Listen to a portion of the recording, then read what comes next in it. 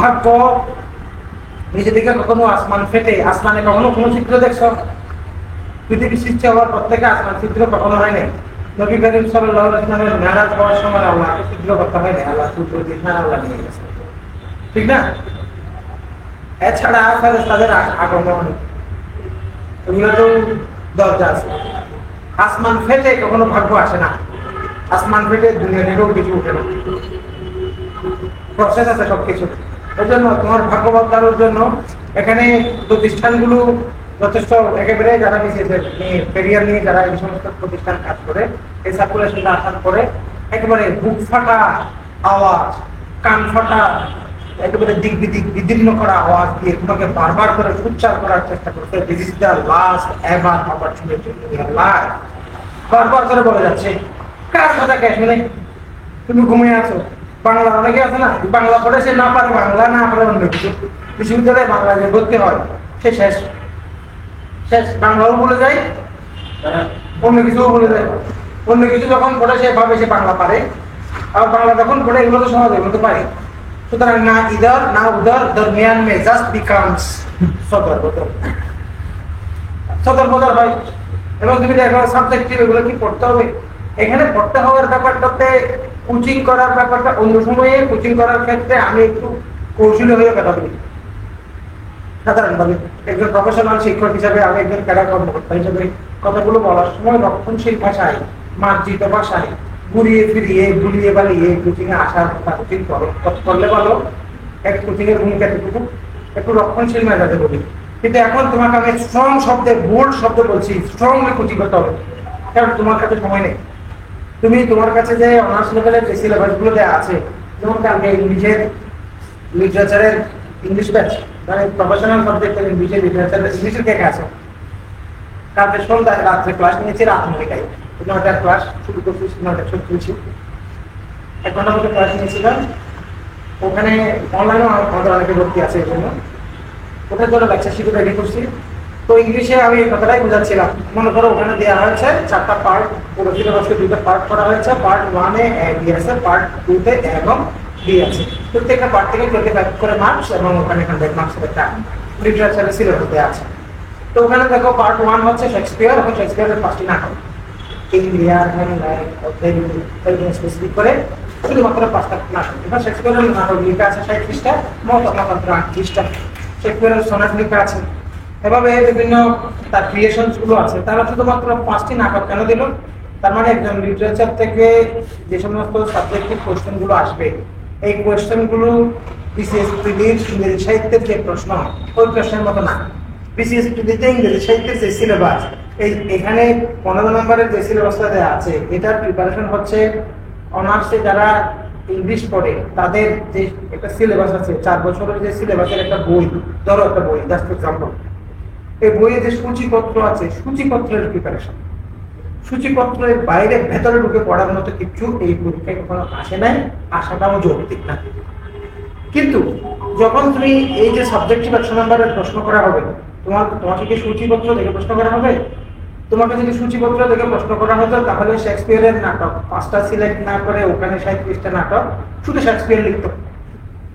তখন এখন অনেকে দেখা যাবে যারা এরকম ট্রু গাইডলাইন পাবে না, যারা এই কথাগুলো শুনবে না, অভিজ্ঞদের পরামর্শ শুনবে না, তারা কি করবে? শেক্সপিয়ারের গার্লফ্রেন্ড কয়টা ছিল, কোন নদীর তীরে জন্মাইছে, কোন নাট্যশালার দারোয়ান ছিল, গোড়া ছড়ানোর সময় তার কি বয়স ছিল, মেরির সাথে বিয়ে করার সময় তার বয়স কত ছিল, দুনিয়ার বা ব্যাখ্যা কাহিনী, সেগুলোকে অনার্সে আসার মতো বিষয়? অনার্সে আসবে অথেলো বা হ্যামলেটের মনস্তাত্ত্বিক মনোজাগতিক বিশ্লেষণের কথা। এখানে প্লটটা কি, এখানে যে ক্যারেক্টারগুলো ছিল, ক্যারেক্টারগুলোর মধ্যে মানে relation among characters, the theme, plot, কথা বলছো কিনা? তারপরে হচ্ছে কোটেশন, কোটেশনের যে কোটেশনটা যিনি বলেছেন, কোন পরিস্থিতিতে বলেছেন, ডিপ ডেপথ থেকে কোশ্চেনগুলো হবে। তো এখন এই ডিপ জায়গাগুলো, এখন তুমি যদি শেক্সপিয়ারের এই 5টা নাটক একাডেমিক লাইফে পড়ো নাই, এখন যদি এই 5টা নাটক পড়তে চাও, তোমার পরীক্ষা কোন বাঁচবে? পরীক্ষা কোন বাঁচবে? তুমি এরপরে তুমি এখানে এই যে তোমার ভিক্টোরিয়ান পিরিয়ডে যে সমস্ত রাইটারের কবিতাগুলো আসছে, এখানে কবিতাগুলোর থিম পড়বা নাকি শেক্সপিয়ারের নাটক মুখস্থ করবা? কথা বুঝছো কিনা? তো সিলেবাসটা যে দিয়েছে, সিলেবাসটা তোমার জন্য বড় ধরনের আশীর্বাদ, এবং সিলেবাসটা যেভাবে আশীর্বাদ সেভাবে একটু কঠিন। কঠিন মানে স্পেসিফিক করে দিয়েছে, মানে তোমাকে ইঙ্গিত দিয়ে দিয়েছে আমরা ভেতরে ঢুকবো, দরজা থেকে প্রশ্ন করবো না, ভিতরে ঢুকে তুমি ওখানে একটু সাঁতার কেটে আসো, একটু বিচরণ করে আসো। প্রিপারেশনের জায়গাটা হবে এরকম। আর এটা পরীক্ষাটা যে আসছে, এই পরীক্ষাটা কিন্তু বলা হচ্ছে রিটেন পরীক্ষা, ঠিক না? লিখিত। কিন্তু তোমরা যে এতদিন 49 সাধারণ বা রেগুলার বিশেষ হবে, এই জন্য তোমার প্রিলির নাম ছিল প্রিলিমিনারি, ব্যাচের নাম ছিল, প্রস্তুতির নাম ছিল, এটার নাম কিন্তু লিখিত। কেন বলো তো? প্রিলি যদি হতো নাম্বার যোগ হতো না, যেহেতু নাম্বারটার কাউন্ট হবে এই জন্য এটার নাম হয়ে গেছে কি লিখিত। খেয়াল করছো? পরীক্ষা ঠিক হয়ে গেছে কি। সুতরাং এখানে নাম্বারটা তুমি কোন সাবজেক্টের কোন জায়গা থেকে নাম্বারটা পাচ্ছি, that doesn't matter, the matter is তুমি নাম্বার পেয়েছি। বুঝতে পারছি? সুতরাং এখন তোমার টিউশন বেশি, গার্লফ্রেন্ড 3টা, বয়ফ্রেন্ড কয়েকটা, এ সমস্ত যদি তুমি সামাজিকতা একটু সোশ্যাল যদি হতে না পারো, তাহলে জীবনে সময় বসা আছে। এবং সবসময় আমরা পরামর্শ দিই, বেশি প্রেশার নিও না, ঘুম ঠিক রাখো, খাওয়া দাওয়া ঠিক রাখো। এখন হচ্ছে চুল আঁচড়ানো, খাওয়া দাওয়া, গোসল, গার্লফ্রেন্ড, সম্পর্ক, সামাজিকতা, ব্যবসা বাণিজ্য, অন্য চিন্তা, সবকিছু বাদ, 2টা কাজ করবো, ধর্ম এবং পড়া। ধর্ম কেন করবো?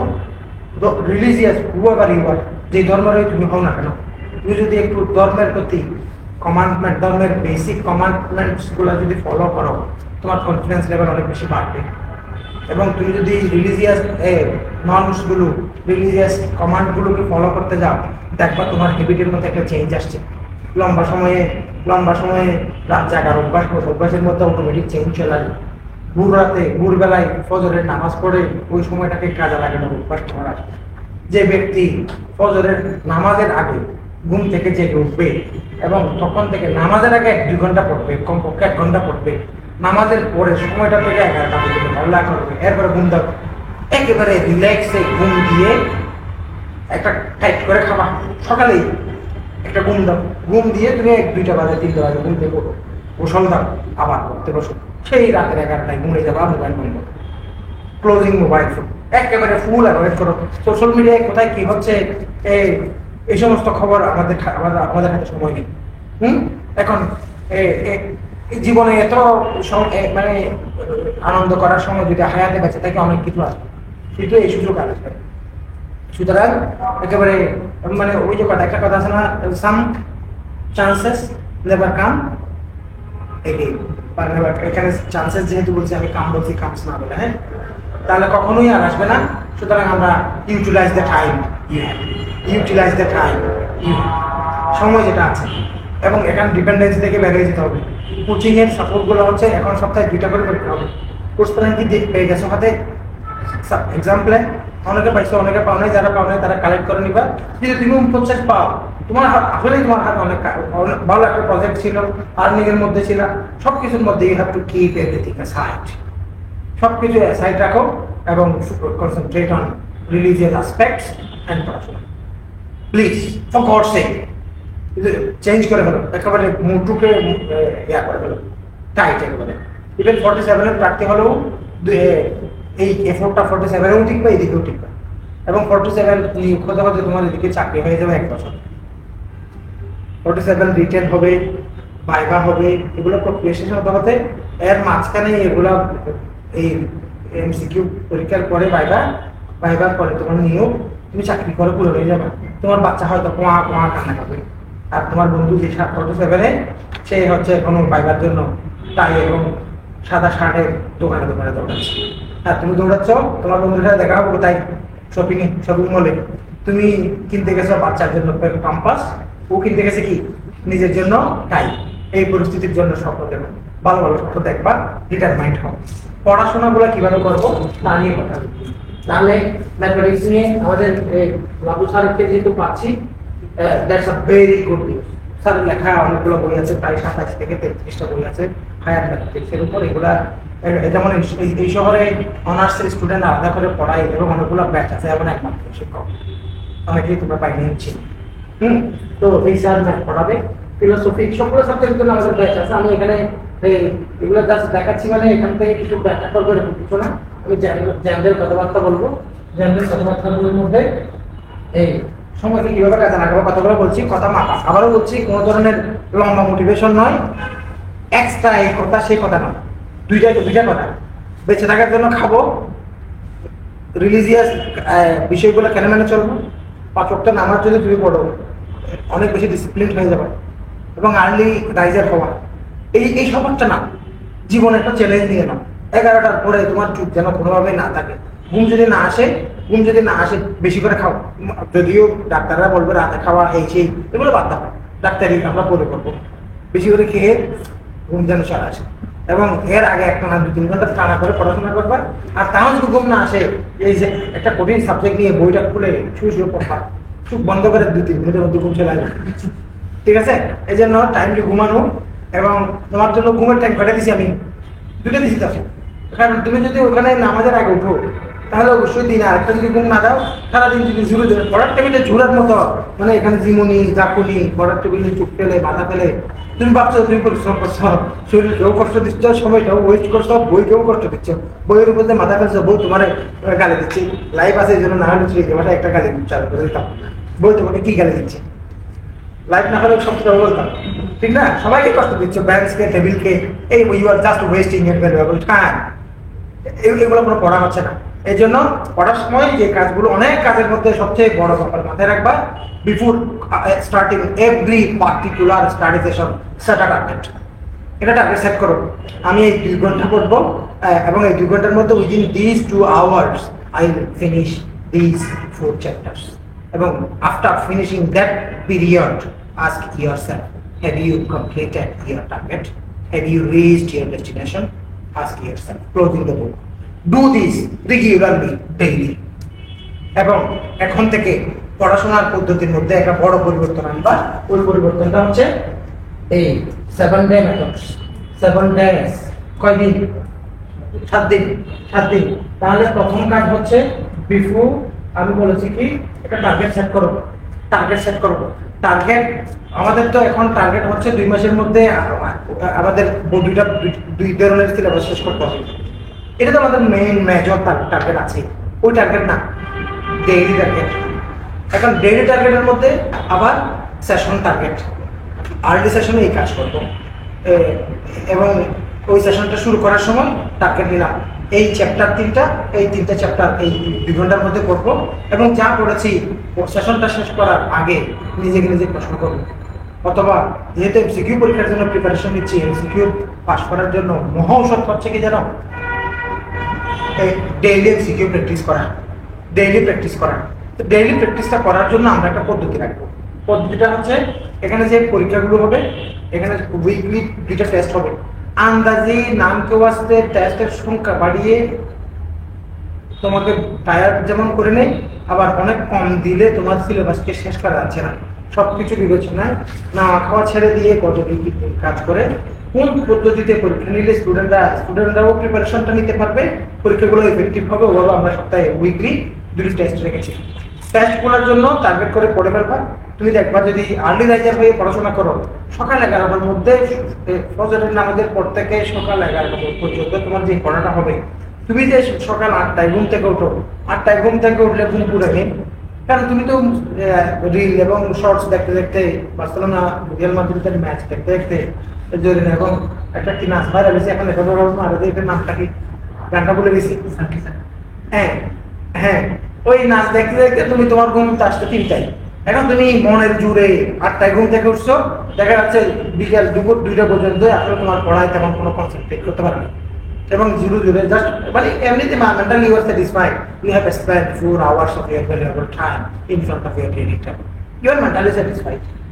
Even পুরা after passing to whole of the day before sleeping, একবার চোখ বন্ধ করে নিজে প্রশ্ন করো, আজকে আমি পড়ছি, যে সন্ধ্যাবেলায় পড়ছিলাম, সন্ধ্যাবেলায় বসে পড়ার টেবিলে 10 মিনিটের মধ্যে তুমি যে মোবাইল নিছিলা 9:30 বাজছে, 9:30 পরে তুমি খাইতে উঠছো, খাওয়া দাওয়া পরে আবার পড়তে পারছো, 11টার সময় টেবিল থেকে উঠছো এবং নিজে প্রশ্ন করছো আমার দিনটা কিভাবে গেল।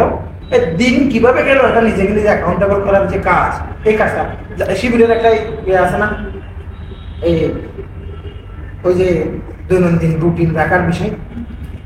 এই দলটার কর্মীগুলো এত স্ট্রং হওয়ার পেছনে কারণ কি জানো? ওই ডেইলি ওয়ার্ক ম্যানেজমেন্ট, নিউট্রাল জায়গা থেকে কথা বলছি।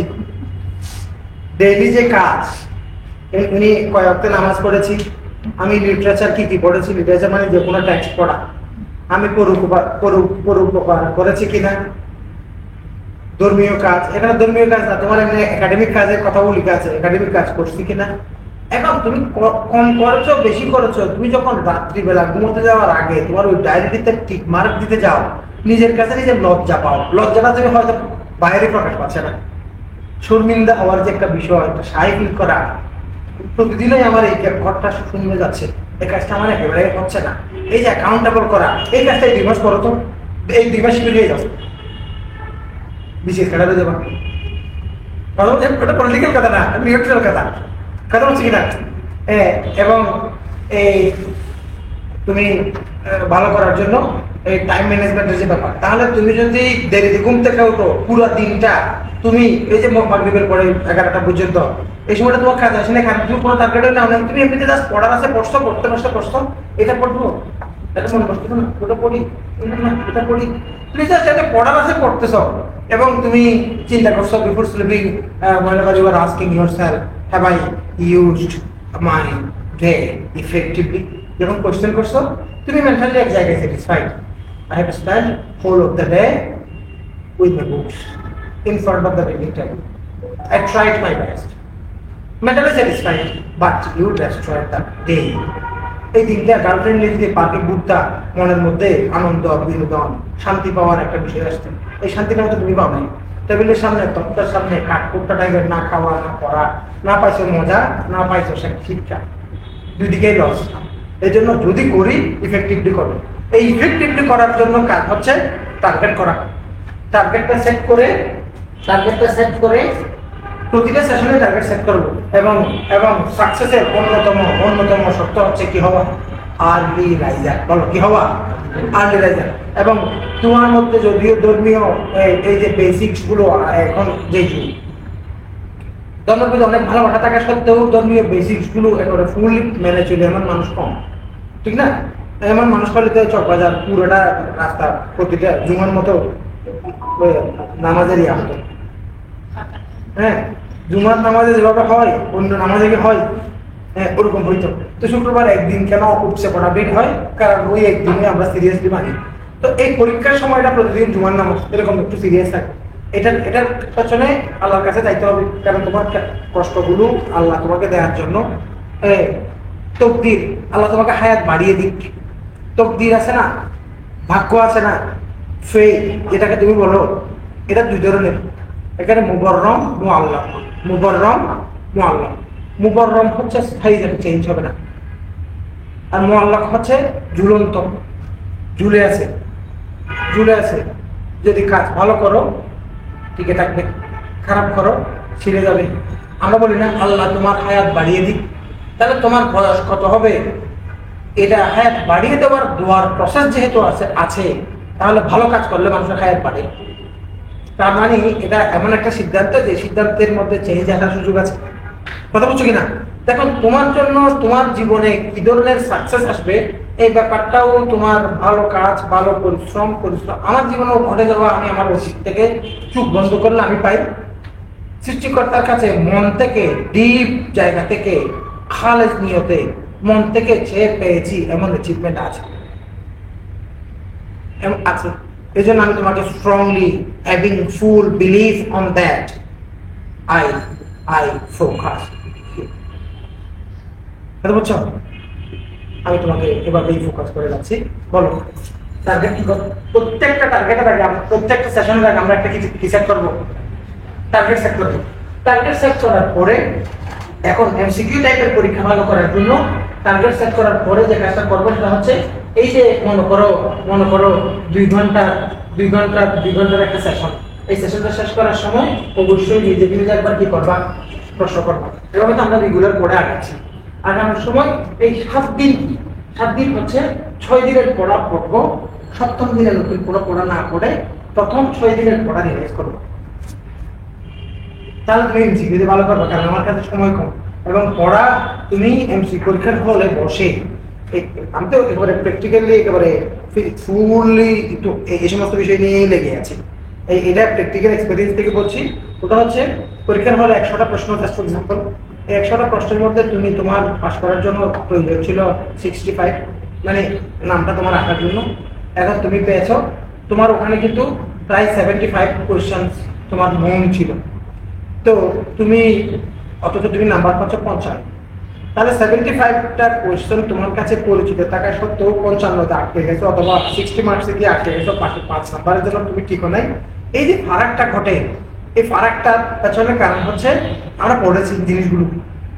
75টা প্রশ্ন এই বাসায় পড়ে গেছে এমন আসছে, কিন্তু উত্তরটা আমি ঠিক করতে পারি নাই, কনফিউশনের পেছনে কারণ হচ্ছে রিভাইজ না করা। যত রিভাইজ করবো কোনো কিছু খতম করার চেষ্টা করবো না। আরেকটা বিষয় হচ্ছে কি জানো, 2 মাস যেহেতু সময়, অনেক ক্ষেত্রে অনেক বিষয়ে অনেক টপিক তোমার বাদ যাইতে পারে। সব টপিক শেষ করার টার্গেট নিও না। সব টপিক শেষ করার ম্যাথমেটিক্স 10 মার্কস, সিলেবাস যতগুলো আছে কোনো একটা চ্যাপ্টার তুমি পারোই না, ল এটা তোমার মাথায় কোনোভাবেই ঢুকে না। ওই চ্যাপ্টার এফোর্ট যদি গিয়ে দেখা যাচ্ছে ওই যে পরিমাণ এফোর্ট তুমি 3 দিন ধরে দিছো, এই 3 দিনে জেনারেল নলেজের যেহেতু 40 মার্কস, নাম্বার যেহেতু বেশি, বিশ্বাস করো তুমি 3000 প্রশ্ন 3-4 বার করে রিভাইজ করতে পারতা, ওখান থেকে যদি 5-6 নাম্বার থাকতে। এই একটা নাম্বার 3 দিন চেষ্টা করো, তুমি লগের চ্যাপ্টার শেষ করতে পারবে। এই 1 নাম্বারের পেছনে ছুটবো না, যে জায়গায় একেবারে আমার পক্ষে আয়ত্ত করার মতো সময় আমার কাছে নাই, কারণ ম্যাথে 10 আউট অফ 10 পাওয়ার তো তোমার দরকার নেই। কথা বুঝছো কিনা? এই ব্যাপারে এভাবে পরিকল্পনাটা করতে হবে। এবং এই ধরনের শর্ট টাইম যেহেতু আমাদের কাছে আছে, এখানে বেসিকের পাশাপাশি 48-এর যে প্রশ্নটা গেছে, 48-এর প্রশ্নটা আমি দেখেছি, আমি 48-এর প্রশ্ন এখানে লাইভে দিছিলাম কিনা জানি না, আমি কিন্তু এখানে একটা ক্লাস নিয়েছিলাম এটার উপর, অনলাইনে একটা নতুন ব্যাচ শুরু করছি ওটাতে। হ্যাঁ, অর্থাৎ একটা ক্লাস ছিল আমার, ওই দিনেই পরীক্ষাটা ঘটছে, ওই দিনই টাইম মিলছে বলে আমি প্রশ্নটা ব্যাখ্যা করছি। ব্যাখ্যা মানে প্রশ্নটা ওখান থেকে দেখা আসছে এরকম না, এবার আমি অফিসে বলছি আজকে যেটা পরীক্ষা প্রশ্নটা পাঠাও, আমি তাৎক্ষণিকভাবে যেটা অ্যানালাইসিস দেখলাম ওখানে প্রায় 20টার মধ্যে মানে 7 থেকে 9টা প্রশ্ন একেবারে সরাসরি কমন শব্দ আসছে, প্রিভিয়াস, যেটা ইংলিশে সাধারণত ঘটে না। কথা হচ্ছে রিসিভেবল একটা শব্দ আসছে, হ্যাঁ, তারপরে হচ্ছে একটা প্রেডিকশন আসছে, তারপরে হচ্ছে 2টা ইডিয়ম আসছে, এগুলো সরাসরি আগেও আসছে, খুব আবার চলে আসছে। তার মানে এখানে তোমার প্রিভিয়াস কোশ্চেনের উপর নজর দেওয়ার কাজটা কনসিস্টেন্টলি তোমাকে করতে হবে। তাহলে 7 দিনের বিষয়টাকে আমি অনেক বেশি এক্সপ্লেন করার দরকার নাই, আমার কথা যারা শুনছো সবাই ম্যাচিউর মানুষ, আর তোমাকে জাস্ট বলতে চাচ্ছে তোমার রিভিশনের পদ্ধতিটা যেন ঠিক থাকে, এটার জন্য তুমি 4 দিন পরে 5ম দিন করতে পারো, 6 দিন পরে 7ম দিন করতে পারো, এই কাজটা করবা। এবং মনে করো 15 দিন করে আবারও পুরোটা পুরো অংশটা করবা। তখন ওই সময়টাকে একটু সিরিয়াসলি টার্গেট দিবা, আজকে প্রথম 7 দিনেরটা রিভাইজ করবো এবং বিকেলের সেশনে দ্বিতীয় 7 দিনেরটা রিভাইজ করবো। এবং রিভাইজ করার সময় যেটা খুব বেশি ক্লিয়ারলি ইজি আছে ওগুলো অ্যাভয়েড করে যেটা আন্ডারলাইন করা আছে, যেখানে একটু চেক করা দরকার তুই দেখবা, ওগুলো একটু রিভাইজ করবো। তো এবং ডেইলি একটা কাজ আমরা করবো, একেবারে স্পিরিটি টিকার জন্য আমাদের কাছে ডেইলি যে সমস্ত কাজ করা দরকার তার মধ্যে কোয়েশ্চেন, তাহলে তো একটা কি নিবা, জব সলিউশন নিবা, অথবা একটা কোয়েশ্চেন ব্যাংক আছে তোমার কাছে। তুমি এখন থেকে আমাদের কাছে টোটাল টাইম আছে কয়দিন বলো, আমি এখনই করে দিচ্ছি। টাইম আছে কয়দিন? 60 ডে, এর বেশি আমরা ধরবো না। 2 দিন কুচরা এদিক ওদিক আছে, এগুলোকে আমরা না করি, এগুলো এমনিতে তোমার জ্বর হইতে পারে কাজ করতে গিয়ে 60 ডেজ। তাহলে তুমি ধরো 10 থেকে 48 পর্যন্ত কয়টা বিসিএস? 38টা 37টা প্রশ্ন, 37টা প্রশ্ন কিন্তু 37-এর চেয়ে বেশি হবে, কারণ ওখানে কিছু কিছু প্রশ্ন একটা বাতিলটার পর আবারও পরীক্ষাটা হয়েছে 2টা প্রশ্ন এর মধ্যে। তাহলে এই প্রশ্নগুলো এবং তুমি নন ক্যাডার কোয়েশ্চেন গুলোকে কয় বছর ধরবো আমরা বিসিএস এর জন্য? 5 বছর। তো 5 বছরের প্রশ্ন তোমার জব সলিউশন তো আছেই, অথবা এখন আর নতুন বই না কিনে সাবজেক্টিভ যেহেতু সময় দিতে হবে, যে বইগুলো আছে ওই বইগুলোকে ইফেক্টিভলি কাজে লাগাবে। তাহলে তুমি সহজ থেকে সামনের দিকে যাও অথবা কঠিন থেকে সামনের দিকে যাও। কঠিন হচ্ছে 200 নম্বরের প্রশ্ন একটা করতে বসলে তোমার 3-4 ঘন্টা চলে যেতে পারে যদি আগে পড়ে না থাকে। হ্যাঁ, তাহলে ডেইলি তোমার যে টাইমের তোমার স্টাডি টেনিউরের 3টা টেনিউর আছে টোটাল ডে এর মধ্যে। একটা হচ্ছে আর্লি রাইজার হয়ে ওই সময়টা কাজে লাগাবে, আরেকটা হচ্ছে তুমি আফটার দা মাগরিব প্রেয়ার, আরেকটা হচ্ছে দিনে একটা টাইম আছে না, দিনের টাইমটা তুমি রিভাইজ করতে পারো। যে সময় তুমি লাইব্রেরিতে বসছো, অন্য জায়গায় বসছো, অনেক ক্ষেত্রে বাধ্য হয়ে অনেককে টিউশনটা কন্টিনিউ করতে হচ্ছে, 3-4টা না করে 1-2টা টিউশন তো কন্টিনিউ করতেই পারো। হ্যাঁ, তো ওই টিউশনের ফাঁকে পড়ছো, যেভাবে করছো তখন তুমি প্রশ্নগুলো করবা এবং 60 ডের মধ্যে, তাহলে দেখা যাচ্ছে 60 ডেজ আছে, 60 কোয়েশ্চেন আছে, আর বেশি নেই। এখন ডেইলি আমরা একটা করে প্রশ্ন সলভ করলে 60 দিনে 7টা প্রশ্ন এরকম করে না, 60 ডেজ 60 কোয়েশ্চেন, কিন্তু ওরকম করা যাবে না, এর আগে শেষ করতে হবে আমাদের। তার মানে আমাদেরকে এগুলো আবার রিভাইজ করতে হবে না। 60 ডেজ যদি হয় তাহলে তুমি এখানে সপ্তাহ 7-13 8 সপ্তাহ ধরো, 8 সপ্তাহ প্লাস 8 সপ্তাহ, তাহলে এই যে আমাদের মনে করে এখানে টোটাল কোয়েশ্চেন ধরো 50 সেট, এর বেশি হবে না, কারণ ফেদারেও 60 সেট কোয়েশ্চেন পাওয়া, মানে এখানে ছোট ছোট প্রশ্নগুলোকে দেখা যাচ্ছে এক ঘন্টাতেই তুমি 1 ঘন্টার মধ্যেই 4-5টা প্রশ্ন পাঠাতে পারবে, এটা কিছু ছোট প্রশ্ন থাকবে। হ্যাঁ, এড 11 এর বড় প্রশ্নগুলোতেই একটু ডিফিকাল্টিস থাকে। নন পেটারের অনেক প্রশ্ন, যেমন মনে করো ভবিষ্যৎকারে নিয়োগ, এই সমস্ত প্রশ্ন পড়ে তুমি টাইম ওয়েস্ট করবে কেন? বিসিএস স্ট্যান্ডার্ড প্রশ্ন করবে, নন পেটারে নবম সর্বোচ্চ 10ম গ্রেডের প্রশ্ন করতে হবে। এর নিচের প্রশ্নগুলো পড়া মানে তুমি টাইম ওয়েস্ট করছো, ওই লেভেলের প্রশ্ন এখানে আসবে না। হ্যাঁ, বিসিএস এর প্রশ্ন দেখতে সহজ লাগে, বাসায় যখন দেখো, যখন প্রিভিয়াস কোশ্চেন সলভ অবস্থায় দেখো, মনে হবে যে না এজ ইউজুয়াল, কিন্তু বিসিএস এর প্রশ্ন পরীক্ষার ফলে সবচেয়ে কঠিন, সাইকোলজিক্যালি অনেক বেশি স্ট্রং থাকে, বুঝছো? এবং এর জন্য একটা হাইলি কম্পিটিশন হয়। তো এখন কথা হচ্ছে মনে করো 50 সেটস এবং 8 সপ্তাহ, তাহলে এখানে আমাদের বই রিভাইজ করার মতো, এখানেও রিভাইজটা করবো। তো প্রশ্ন রিভাইজের ক্ষেত্রে ব্যাপারটাকে আমরা ওই যে 7 দিনের যে পদ্ধতি, ওই পদ্ধতিতে না গিয়ে প্রশ্ন রিভাইজের ক্ষেত্রে আমরা করতে পারি, মনে করো 1 থেকে 50-এ পৌঁছালো, এটার জন্য আমরা টার্গেট করলাম 10 দিন বা 12 দিন, আবার 1 থেকে 50-এ যাইতে, মনে করো এখানে 12 দিন না ধরে, এখানে মনে করো প্রথম মাস 30 দিনে আমরা 1 থেকে 50-এ পৌঁছাবো, 30 দিন। তো বাকি 30 দিনে তুমি এই প্রশ্নগুলোকে আর 3বার রিভাইজ করবে, প্রতি 10 দিন একই প্রশ্ন, একই জিনিসগুলোকে আবার দেখা, ওই যে কনফিউশন দূর করা, এখানেই তুমি অনেক দূর আগে যাবে। বিশ্বাস করো। সবাই পড়ে কিন্তু ভুলে যায়, এই জন্য সবাই কম্পিটিশনে গিয়ে দিতে পারে না। তোমার ওখানে প্রশ্ন যেগুলো থাকবে, প্রশ্নগুলোর মধ্যে তুমি অলমোস্ট মনে করো আরো বেশি তুমি দেখবা যে 60% কোশ্চেন এখান থেকে পেয়ে যাবে। প্রশ্ন আমরা কঠিন হওয়ার পরেও কয়টা প্রশ্ন? 100টা, তোমার টোটাল প্রশ্ন কয়টা? তাহলে এখান থেকে যদি তুমি 60% কোশ্চেন আসে, তো এই 60% থেকে তুমি যত বেশি মনে রাখতে পারো তত তুমি এগিয়ে যাচ্ছ। তাহলে এই 60% থেকে যদি তুমি অলমোস্ট 50% মনে রাখতে পারো, তাহলে পাস করার জন্য তুমি মনে রাখবা প্রশ্ন যেরকমই হোক 60% প্লাস নাম্বার লাগবে। এটা ওভাবে টার্গেট করে আমরা আগাবো 60% প্লাস। তাহলে এখানে তুমি যদি এখানে 50 মার্কস রাখতে পারো, মানে এটাকে 100 নম্বর ধরে 50 মার্কস যদি আমরা রাখতে পারি, তাহলে আমাদের যে বাকি টেক্সট পড়া, লেকচার শিট পড়া, অন্যান্য পরিশ্রম, ওগুলো থেকে আমরা 10 থেকে 15 নম্বর তোলা, এটা একেবারে কঠিন না। কারণ হচ্ছে এখানে 5 থেকে 10 নম্বরও পেয়ে যেতে পারো নিজের সারা জীবনের অ্যাচিভমেন্ট গুলো থেকে। একেবারে আমরা হাই স্কুল থেকে শুরু করে আমার গ্রাজুয়েশন কমপ্লিট করা পর্যন্ত চলতে ফিরতে উঠতে বসতে পত্রিকা থেকে, কমন সেন্স থেকে, মেন্টাল এবিলিটি প্রশ্ন ইজি তুমি পেরিয়ে যেতে পারো। বাংলা সাহিত্যের এমন একটা প্রশ্ন আছে যেটা হাই স্কুলে পড়ছিল এখনো ক্লিয়ার মনে আছে, কথা বলছো কিনা? সাধারণ জ্ঞানের এমন প্রশ্ন আসতে পারে যেটা সাম্প্রতিক এমনিতে চলতে ফিরতে তোমার মনে আছে, এরকম জায়গা থেকে তুমি 5-10 নাম্বার পাওয়ার সুযোগ আছে। ইংলিশে দেখা যাচ্ছে তুমি ওই বিষয়টা পড়োই নাই, কিন্তু শব্দটা এমনি আগে থেকে জানো, ওভাবে তুমি 10-15 নাম্বার পাও, এবার আমাদেরকে পাস করতে হবে। তাহলে একেবারে লাইভ রেকর্ড হচ্ছে, কথাগুলোর মধ্যে কোনো কনফিউশন, কোনো ধরনের হেজিটেশন ছাড়া স্ট্রং বিশ্বাস নিয়ে কথাগুলো বলছি। কাউকে অপোজ করতে বলো, যে অপোজ করছে সে না যেন অপোজ করছে, তাহলে যদি কেউ অপোজ করে সে যে জানে না, সেটাও সে জানে না। ক্লিয়ার কথাবার্তা। 60% কোশ্চেন কমন আসবে, এবং 60% কোশ্চেন কমন আসে, এটা অনেকে বলে পরিণতি কমন আসে নাই। তুমি দেখবা যে পরীক্ষা হওয়ার পরে 2-3 দিনের মধ্যে ফেসবুক এমন পাবলিক আছে, সে একেবারে পৃষ্ঠার নম্বর সহ এইসব বলে দেয়, এটাই জায়গা থেকে আসছে, তুমি প্রমাণ পাবা।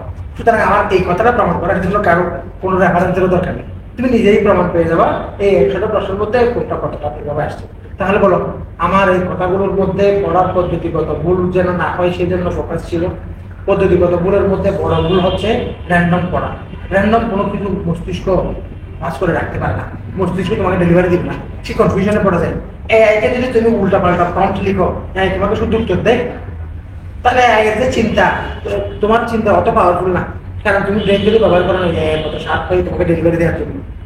তাহলে উল্টাপাল্টা প্রম্পট, তাহলে তুমি যে উল্টাপাল্টা করো র্যান্ডম পড়াশোনা এগুলা ওখান থেকে কিন্তু ওই তোমার মস্তিষ্কের মধ্যে র্যান্ডমলি যেটা ঢুকেছ ওটা তুমি বুঝানো তার থেকে আশা করো পরিকল্পনা কম পড়বো যা পড়বো তা মনে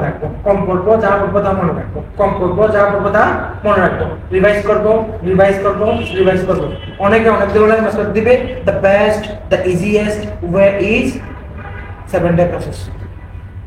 6 দিন পরে সপ্তম দিন নতুন কিছু পড়বো না, এবং সপ্তম দিন প্রয়োজনে গোসল 2 বার করবো, গরম বেশি পড়লে ফ্রেশ থাকবো, ঠান্ডা পানি খেয়ে খুব বলছে খুবাইতে জানো তো, লাল দাগ, কালো দাগ এবং গ্যাপ নিবা। একটানা পড়তে দেখা যাচ্ছে 1 ঘন্টা পড়ছো, 1 ঘন্টা মস্তিষ্ক নিতে পারে না। তুমি কি জানো ক্লাসের ট্রেনিং গুলো, স্কুল কলেজের ক্লাসের পিরিয়ড গুলো 45 মিনিট কেন? একটানা 45 মিনিটের বেশি ব্রেন ধরে রাখতে পারে না। তাহলে 45 মিনিট পরে যে গ্যাপ দেওয়া দরকার, তুমি তারা চিন্তাই করো না। তোমার পড়াশোনার মেথডই হচ্ছে তুমি লেকচার শিটটা নিচ্ছ, তুমি বোর্ডে নিচ্ছ, তুমি ব্লাইন্ডলি বেনিন আফ্রিকার মধ্যে অবস্থিত, এটা কোনো কথা? জীবন এখানেই শেষ করে দিচ্ছ, এটা চাকরি কি জীবন? এই জন্য জিনিসটাকে বুঝে ঠান্ডা মাথায় যত অস্থির হবে না তত বেশি ভালো ব্রেন রিসিভ করবে, যত ব্রেনকে রিসিভ করাইতে পারবা। এখন রিসিভ করা জিনিসগুলো ব্রেন থেকে আবার পাওয়ার জন্য এটাকে একটু রিভাইজ করতে হবে। দুনিয়ার অনেক কথা আছে, অনেক মোটিভেশন আছে, এই কয়েকটা কথাই তোমার কাজে, বাকি কথাগুলো সব বাকি কথা। বুঝতে পারছি? তাহলে এটা হচ্ছে জেনারেল সাবজেক্টের জন্য। এখন নিজের সাবজেক্টে যেহেতু একটু গভীর জায়গা থেকে প্রশ্ন আসবে, আমরা এক এক সাবজেক্ট থেকে আছো। ইংলিশের জন্য আমি একটু করে বললাম, এবং যারা আছো তারা যদি যদি আমার ক্লাস টাইম রাতে হয়, তুমি আসতে না পারো, বলে রাখবো অফিসে, এখান থেকে জুম কানেকশনটা নিয়ে ইংলিশের ক্লাসগুলো করে ফেলবা। ইংলিশের 14টা লেকচার শিট রেডি করে ফেলছি অলরেডি। কয়টা? 14টা। পুরো সিলেবাসটাকে 14টা লেকচার শিটে ভাগ। প্রতিটা লেকচার শিট আমি জাস্ট কিছু লিস্ট দিয়েছি এরকম না, এমসিকিউতে লাগে, এমসিকিউ উপযুক্ত করে জিনিসগুলোকে সামারাইজ করা হয়েছে, এবং ওখানে প্রত্যেকটা শিটের মধ্যে একেবারে ব্যালেন্স করে 50টা করে ভিডিও দেওয়া আছে, যেটা তুমি প্র্যাকটিস করতে পারো ইংলিশের জন্য। তারপর হচ্ছে বাংলা কেউ আছো? বাংলা সিট বেশি কিন্তু হিসাব বিজ্ঞান মুজাহিদ স্যারের সাথে কথাবার্তা হয়েছে, মুজাহিদ স্যার ক্লাস দিবে, পাশাপাশি সাইবুল স্যারের সাথেও বলেছি, 2 জন স্ট্যাটিস্টিক্স তো থাকবে। দেলোয়ার ভাইকে এখানে চয়েস করছি, দেলোয়ার ভাই কিন্তু কাটা না, লাইভে বলতেছি, এগুলো কোনো লজ্জা নাই। কারণ হচ্ছে দেলোয়ার ভাই জাতীয় বিশ্ববিদ্যালয়ে অনার্স মাস্টার ডিগ্রিতে ফার্স্ট ছিল, এবং অনেক বছর অনার্সে পড়ায় অভ্যস্ত। উনি যেভাবে দেখার সাথে সাথে এটা নিয়ে এমসিকিউতে কি আসবে এটা বলতে হবে, যে পড়ায় অভ্যস্ত। আর এখানে সাইকেলের সাথেও কথা বলছি সকলদের, হ্যাঁ, এভাবে প্রত্যেকটা সাবজেক্ট এখন একটা টিচার কনফার্ম মানে ওটা হচ্ছে যে অর্থনীতি থাকবে, এই রিসার্চ বলে দেন অবশ্যই ক্লাস নেবে। Arif sir, doctor Arif sir তুমি চিনো না?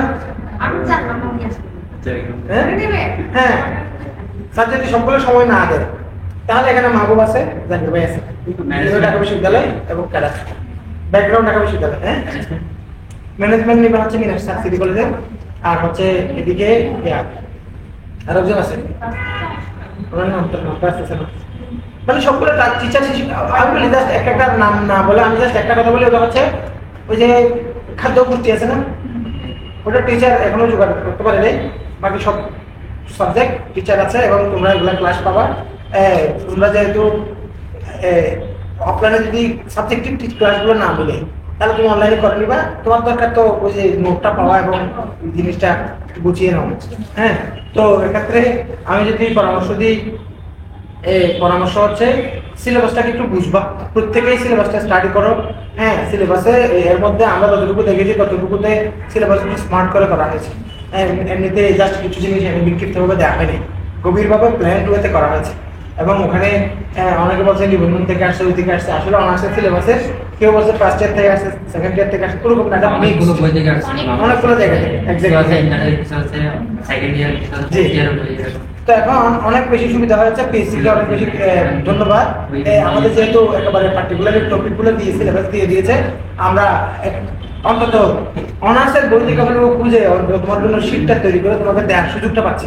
না হলে আমরা কি করতাম জানো, ইভেন আমি যতটুকু প্ল্যান করছিলাম ওটা হচ্ছে এই প্রত্যেকটা সাবজেক্টের কোর বেসিকগুলো ইন্টারমিডিয়েট সিলেবাসে আছে, ইন্টারমিডিয়েট সিলেবাস থেকে একটু ওই টপিকগুলো একটু অ্যাডভান্স লেভেল থেকে কিছু ইনফরমেশন গ্যাদার করে দিয়ে জিনিসটা সাজিয়ে দেওয়া, এরকম চিন্তা করছিলাম।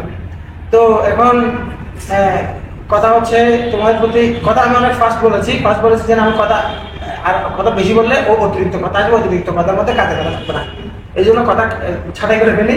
সাবজেক্টিভের ক্ষেত্রেও তোমরা সাপোর্ট পাচ্ছ এবং তোমাদেরকে যারা 49 পাচ্ছ তুমি 49-এ ক্লোজ করো জীবনকে একেবারে। এরপরে তুমি না দেখলে 50-এর সাথে 50 থাকলে কিন্তু এর মধ্যে হবে ঠিক হয়ে দেখা যাবে নভেম্বর 30 তারিখ কি দিচ্ছে তোমাদের পরীক্ষা নভেম্বরের আগে হয়ে যাবে। দেখা যাচ্ছে এই 50 সার্কুলার দিবে, কারণ রেগুলার ব্যাচ তো রেগুলারের মতো করেই হবে। আর একটা ব্যাপার হচ্ছে এখানে পিএসসি মেনশন করে দিয়েছে কি হবে, পোস্ট বাড়বে। তো পোস্ট কম বাঁচা নিয়ে অনেকে টেনশনে আছে। আরে তোমার রিজিক যদি থাকে একটা পোস্ট থাকে, আমাদের যে টার্জান পোস্ট ছিল একটা পরিসংখ্যান ক্যাডারে কয়টা পোস্ট মার দিয়ে ক্লিক কথা বলছো, স্টুডেন্ট হচ্ছে অ্যাকাউন্টিং এর, কিন্তু ক্যাডারটা সে পরিসংখ্যানে সবাইকে ছাপিয়ে সে ক্লিক একটা পোস্ট একজন ক্লাসে। সুতরাং টার্জান আমাদের আত্মীয় হয়, ছোট ভাই এখানে 38-এর ক্যাডার, আমাদের এখানে ক্যাডার। তো এই জন্য তুমি কয়টা ক্যাডার হবে তোমার রিজিক যেখানে আছে। এখন তুমি যদি তোমার রিজিকটা আছে ওখানে, এখন তুমি ওইদিকে যদি ইগনোর করো, এখন ও তো আর একজনের প্রেমে পড়ে যাবে রিজিকটা, তখন সে তুমি যাইতে অন্যের গালে ঢুকে যাবে। এই জন্য এই জন্য বলেছি তকদির মুবাররম তকদির মুআল্লাক, ওগুলো আরবি শব্দ, ঠিক আছে? মানে আনচেঞ্জেবল অ্যান্ড চেঞ্জেবল। চেঞ্জেবল বিষয় যে আছে এটা আমি বুঝেছি, এই যে দোয়া করি না, হ্যাঁ এরকম এই যে বিষয়। তাহলে এই কথা তোমাদের প্রশ্নটা করো, না থাকলে আমি কথা শেষ করে দেবো তোমাদেরকে। জাস্ট আমি যে কথাটা আশ্বস্ত করতে আসছি ওটা হচ্ছে যে সময়টা আছে এখানে সম্ভব। আর যেহেতু এখানে অনেক সাবজেক্টের মানুষ আছো, সাবজেক্ট ধরে কথা না বলে আমি জেনারেলাইজ যে কথাগুলো বলছি এই কথাগুলোকে আমরা কাজে লাগাবো। পাশাপাশি আমরা যারা রেগুলার মধ্যে ছিলাম, হ্যাঁ তারা কি এখানে শিফট করবে? হ্যাঁ আমাদের ওটা কি না, আগেটা শেষ করো না, না 50 তো অনেক দেরি আছে। না ওটা তো থাকবো, এটা তো শিফট করবো, ওটার ইয়াটা দাম যাচ্ছে ওটা কি এখন সবকিছু ভুলে যাবো, কারণ তোমাদেরকে যেটা আমরা দিচ্ছি এবং এটা নিয়ে তোমার কোনো শব্দ জুড়ে দিই নাই, এই করতে হবে সেই করতে হবে। সরাসরি 49 ব্যাচ যেটা ছিল ওটা 49 স্পেশালে কনভার্ট হবা। কেউ যদি ল স্টুডেন্ট থাকো, আইআর স্টুডেন্ট থাকো, এখানে এডুকেশনে নাই, সেও এই ক্লাসগুলো করুক। সে তো আরো যে ক্লাসের 6 মাসে পাচ্ছে ওই ক্লাসের 2 মাসে পাচ্ছে, ওটা তার জন্য আরো সুবিধা। সুতরাং অফিসে অনেক ধরনের কথাবার্তা বলছিল এই করো সেই করো, আমি বলছি না, সবাইকে ফুল সাপোর্ট দাও এবং ফুল সুই ক্লাস দাও। ক্লাস একটু ঘন হবে, এটা তুমিও বুঝতে যে ক্লাস কেন ঘন হবে, কারণ আমাদেরকে শেষ করে দিতে হবে। হ্যাঁ এখানে একেবারে নতুন যারা জয়েন করবে তাদের জন্য একটু ডিফিকাল্ট হবে। আর তোমরা যারা আগে থেকে ক্লাস করছো তোমরা তো অনেক দূর আগে গেছো, ঠিক আছে?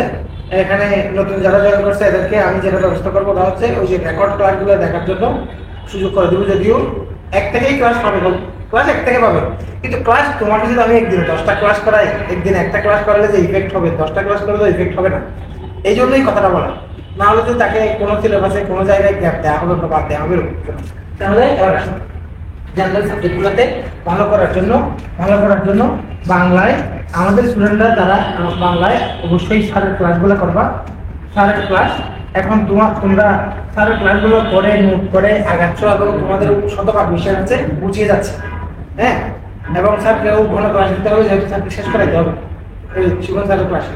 তারপরে হচ্ছে ওখানে বাংলায় যে সমস্ত জায়গায় তোমাকে গুরুত্ব দিতে হবে ওটা হচ্ছে মুখস্থ জায়গাগুলো, বানান, পারিভাষিক শব্দ, সমার্থক শব্দ, বাগধারা টাইপের যে সমস্ত মুখস্থ বিষয় যেগুলো তুমি সাধারণত পড়ো না, এগুলোর জন্য আমরা খুব দ্রুত মুখস্থ ভিত্তিক যে সমস্ত জায়গা আছে সেটা আছে ওই দিয়ে দিব। ওইটা নিয়ে তোমরা আগে এটা নিজে ডেইলি পড়ে ফেলো অথবা পড়ার প্ল্যানের মধ্যে ওটা রাখো।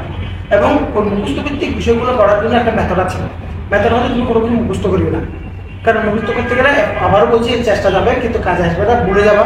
তুমি ওখানে রিডিং পড়বা ঠান্ডা মাথায় জাস্ট রিডিং পড়ার সময় খেয়াল করবা, প্রতি শব্দের বানানোর সময় খেয়াল করবা, বাংলা বানানোর সময় খেয়াল করবে। মনে করো পানি শব্দের সমার্থক শব্দ 6টা, ওখানের মধ্যে একটা শব্দ তোমার কাছে সুন্দর লাগছে ওটা কিন্তু লাইটের দাম, একটা শব্দকে আনকমন লাগছে, বাকি শব্দ কিন্তু প্রায় শব্দ পারবা, দু একটা শব্দ ওগুলোকে হাইলাইটার দাও, আন্ডারলাইন করো, এবার রিডিং পড়ো। তাহলে 3 দিন ধরেই ওই শিক্ষা বা ওই বইয়ের ওই চ্যাপ্টারগুলো পড়ছো, চতুর্থ দিন গিয়ে আবার পুরোটা একবার রিডিং করো। এভাবে যদি তুমি 3 থেকে 4 বার রিডিং পড়ে ফেলতে পারো তাহলে, এবং গ্যাপ দিয়ে দিয়ে রিডিং, একটা না এক পড়াটা তুমি 10 বারও যদি রিডিং পড়ো এবং এরপর যদি রিভাইজ না করো তাহলে ভুলে যাবো। আমাদের ব্রেনের সাধারণ অভ্যাস ওটা। এই জন্য আমরা মনে করো আজকে পড়লাম, কালকে পড়লাম, পরশু পড়লাম, এরপর দিন আর প্রথম 3 দিনের পড়াগুলোকে আবার একটু রিভাইজ করবো, ঠিক ওই অংশের জন্য, ভোকাবুলারি ক্লিয়ার জন্য। এবার আসো সাহিত্য। সাহিত্য তো সাহিত্যের ক্ষেত্রে তুমি খেয়াল করবা, এখন সাহিত্যের ক্ষেত্রে মনে করো আল মাহমুদ, তারপরে হচ্ছে আখতারুজ্জামান, ইলিয়াস, তারপরে হচ্ছে আহমদ সফা, তারপরে হচ্ছে কি জসিমউদ্দিন, বঙ্কিম, নজরুল, রবীন্দ্রনাথ তো আছে। রবীন্দ্রনাথ যে অবস্থায় রবীন্দ্রনাথ তো গুরু, বুঝে নাই? তো এরকম কিছুটা ডানপন্থী, বলো কিছুটা ডানপন্থী, যখন শহীদুল্লাহ কিছুটা ডানপন্থী, এই টাইপের লেখকগুলোর প্রতি একটু নজর রাখবো।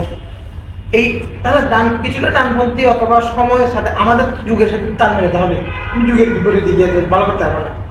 তো কিছুটা কাজ করতে পারে, আমরা হচ্ছে ইন্টারমিডিয়েটের বাংলার একটা সিলেবাস আছে না, ওই রাইটারগুলো একটু দেখে দেবেন, এক কথা শেষ, বুঝতে পারছি? ওই রাইটারগুলো একটু দেখবা, তাহলে পরে রাইটার বলছি আগে, ইন্টার গল্প গদ্য করতে বলে নেই, হ্যাঁ 30টা মানে বেশি না, ওইটুকু পড়া এগুলা রিলির জন্য তেমন অত বিজ্ঞান। তো তোমাকে কিন্তু ধরা আমার সাহিত্যিক, এটা সত্য কথা, কারণ ব্যাকরণে আমাদের যে লেভেলের শিক্ষক ক্লাস নেই, এবং কেউ যদি মোটামুটি ক্লাসগুলোতে উপস্থিত থাকো, বাইরে যদি নাও পড়ো, তুমি আমি বিশ্বাস আগে তুমি নাম্বার পার পেয়ে যাবো, ব্যাকরণ তোমার হাত ছাড়া হবে না। কথা বলছো? তুমি ধরা খাবো কোথায়? সাহিত্যে। তো সাহিত্যে একটা সুবিধা আছে, প্রাচীন যুগ থেকে সহজ প্রশ্ন আসবে, মধ্যযুগটা একটু চেক দিতে পারতে হবে। মধ্যযুগকে পড়ার সময় তুমি ক্যাটাগরি ভিত্তিক পড়বা, মনে করো রোমান্টিক ধারার কবি কয়জন, এই কয়জন, এবং এদের কার রচনা। যেদিন পড়বা ওই দিন বিশ্বাস করে খাতাটা বন্ধ করে কলমটা এবং কাগজটা নিয়ে মুখস্থ লিখে ফেলবা। আব্দুল হাকিম কি লিখেছে, আলাউল কি লিখেছে, শাহ মাহমুদুরের লেখা কোনটা, দৌলতুল্লাহ বাহরাম খান লেখা কোনটা, মঙ্গল কাব্যকার একটা ধারা, মঙ্গল কাব্য ধারা, এই মনে করো এই যে মনসা মঙ্গল, চণ্ডী মঙ্গল, অন্নদা মঙ্গল, ধর্মমঙ্গল, কবির নাম ধারার নাম লিখবা, ওই ধারার কবিগুলো মুখস্থ লিখে ফেলবা, কারণ ওখান থেকে তো প্রশ্ন আসবে। এবং ওই সময়ে মহাকাব্যের ব্যাপার আছে একটা, ওই সময়ে অনুবাদ সাহিত্যের কতগুলো ব্যাপার আছে, ওই সময়ে বৈষ্ণব সাহিত্যের, বৈষ্ণব ধারার, জীবনী সাহিত্য, বৈষ্ণব কথা বলি, এই জায়গাগুলো নিয়ে একটু খেয়াল রাখবা, তাহলে মধ্যযুগটা সহজ জায়গাতে আসবে।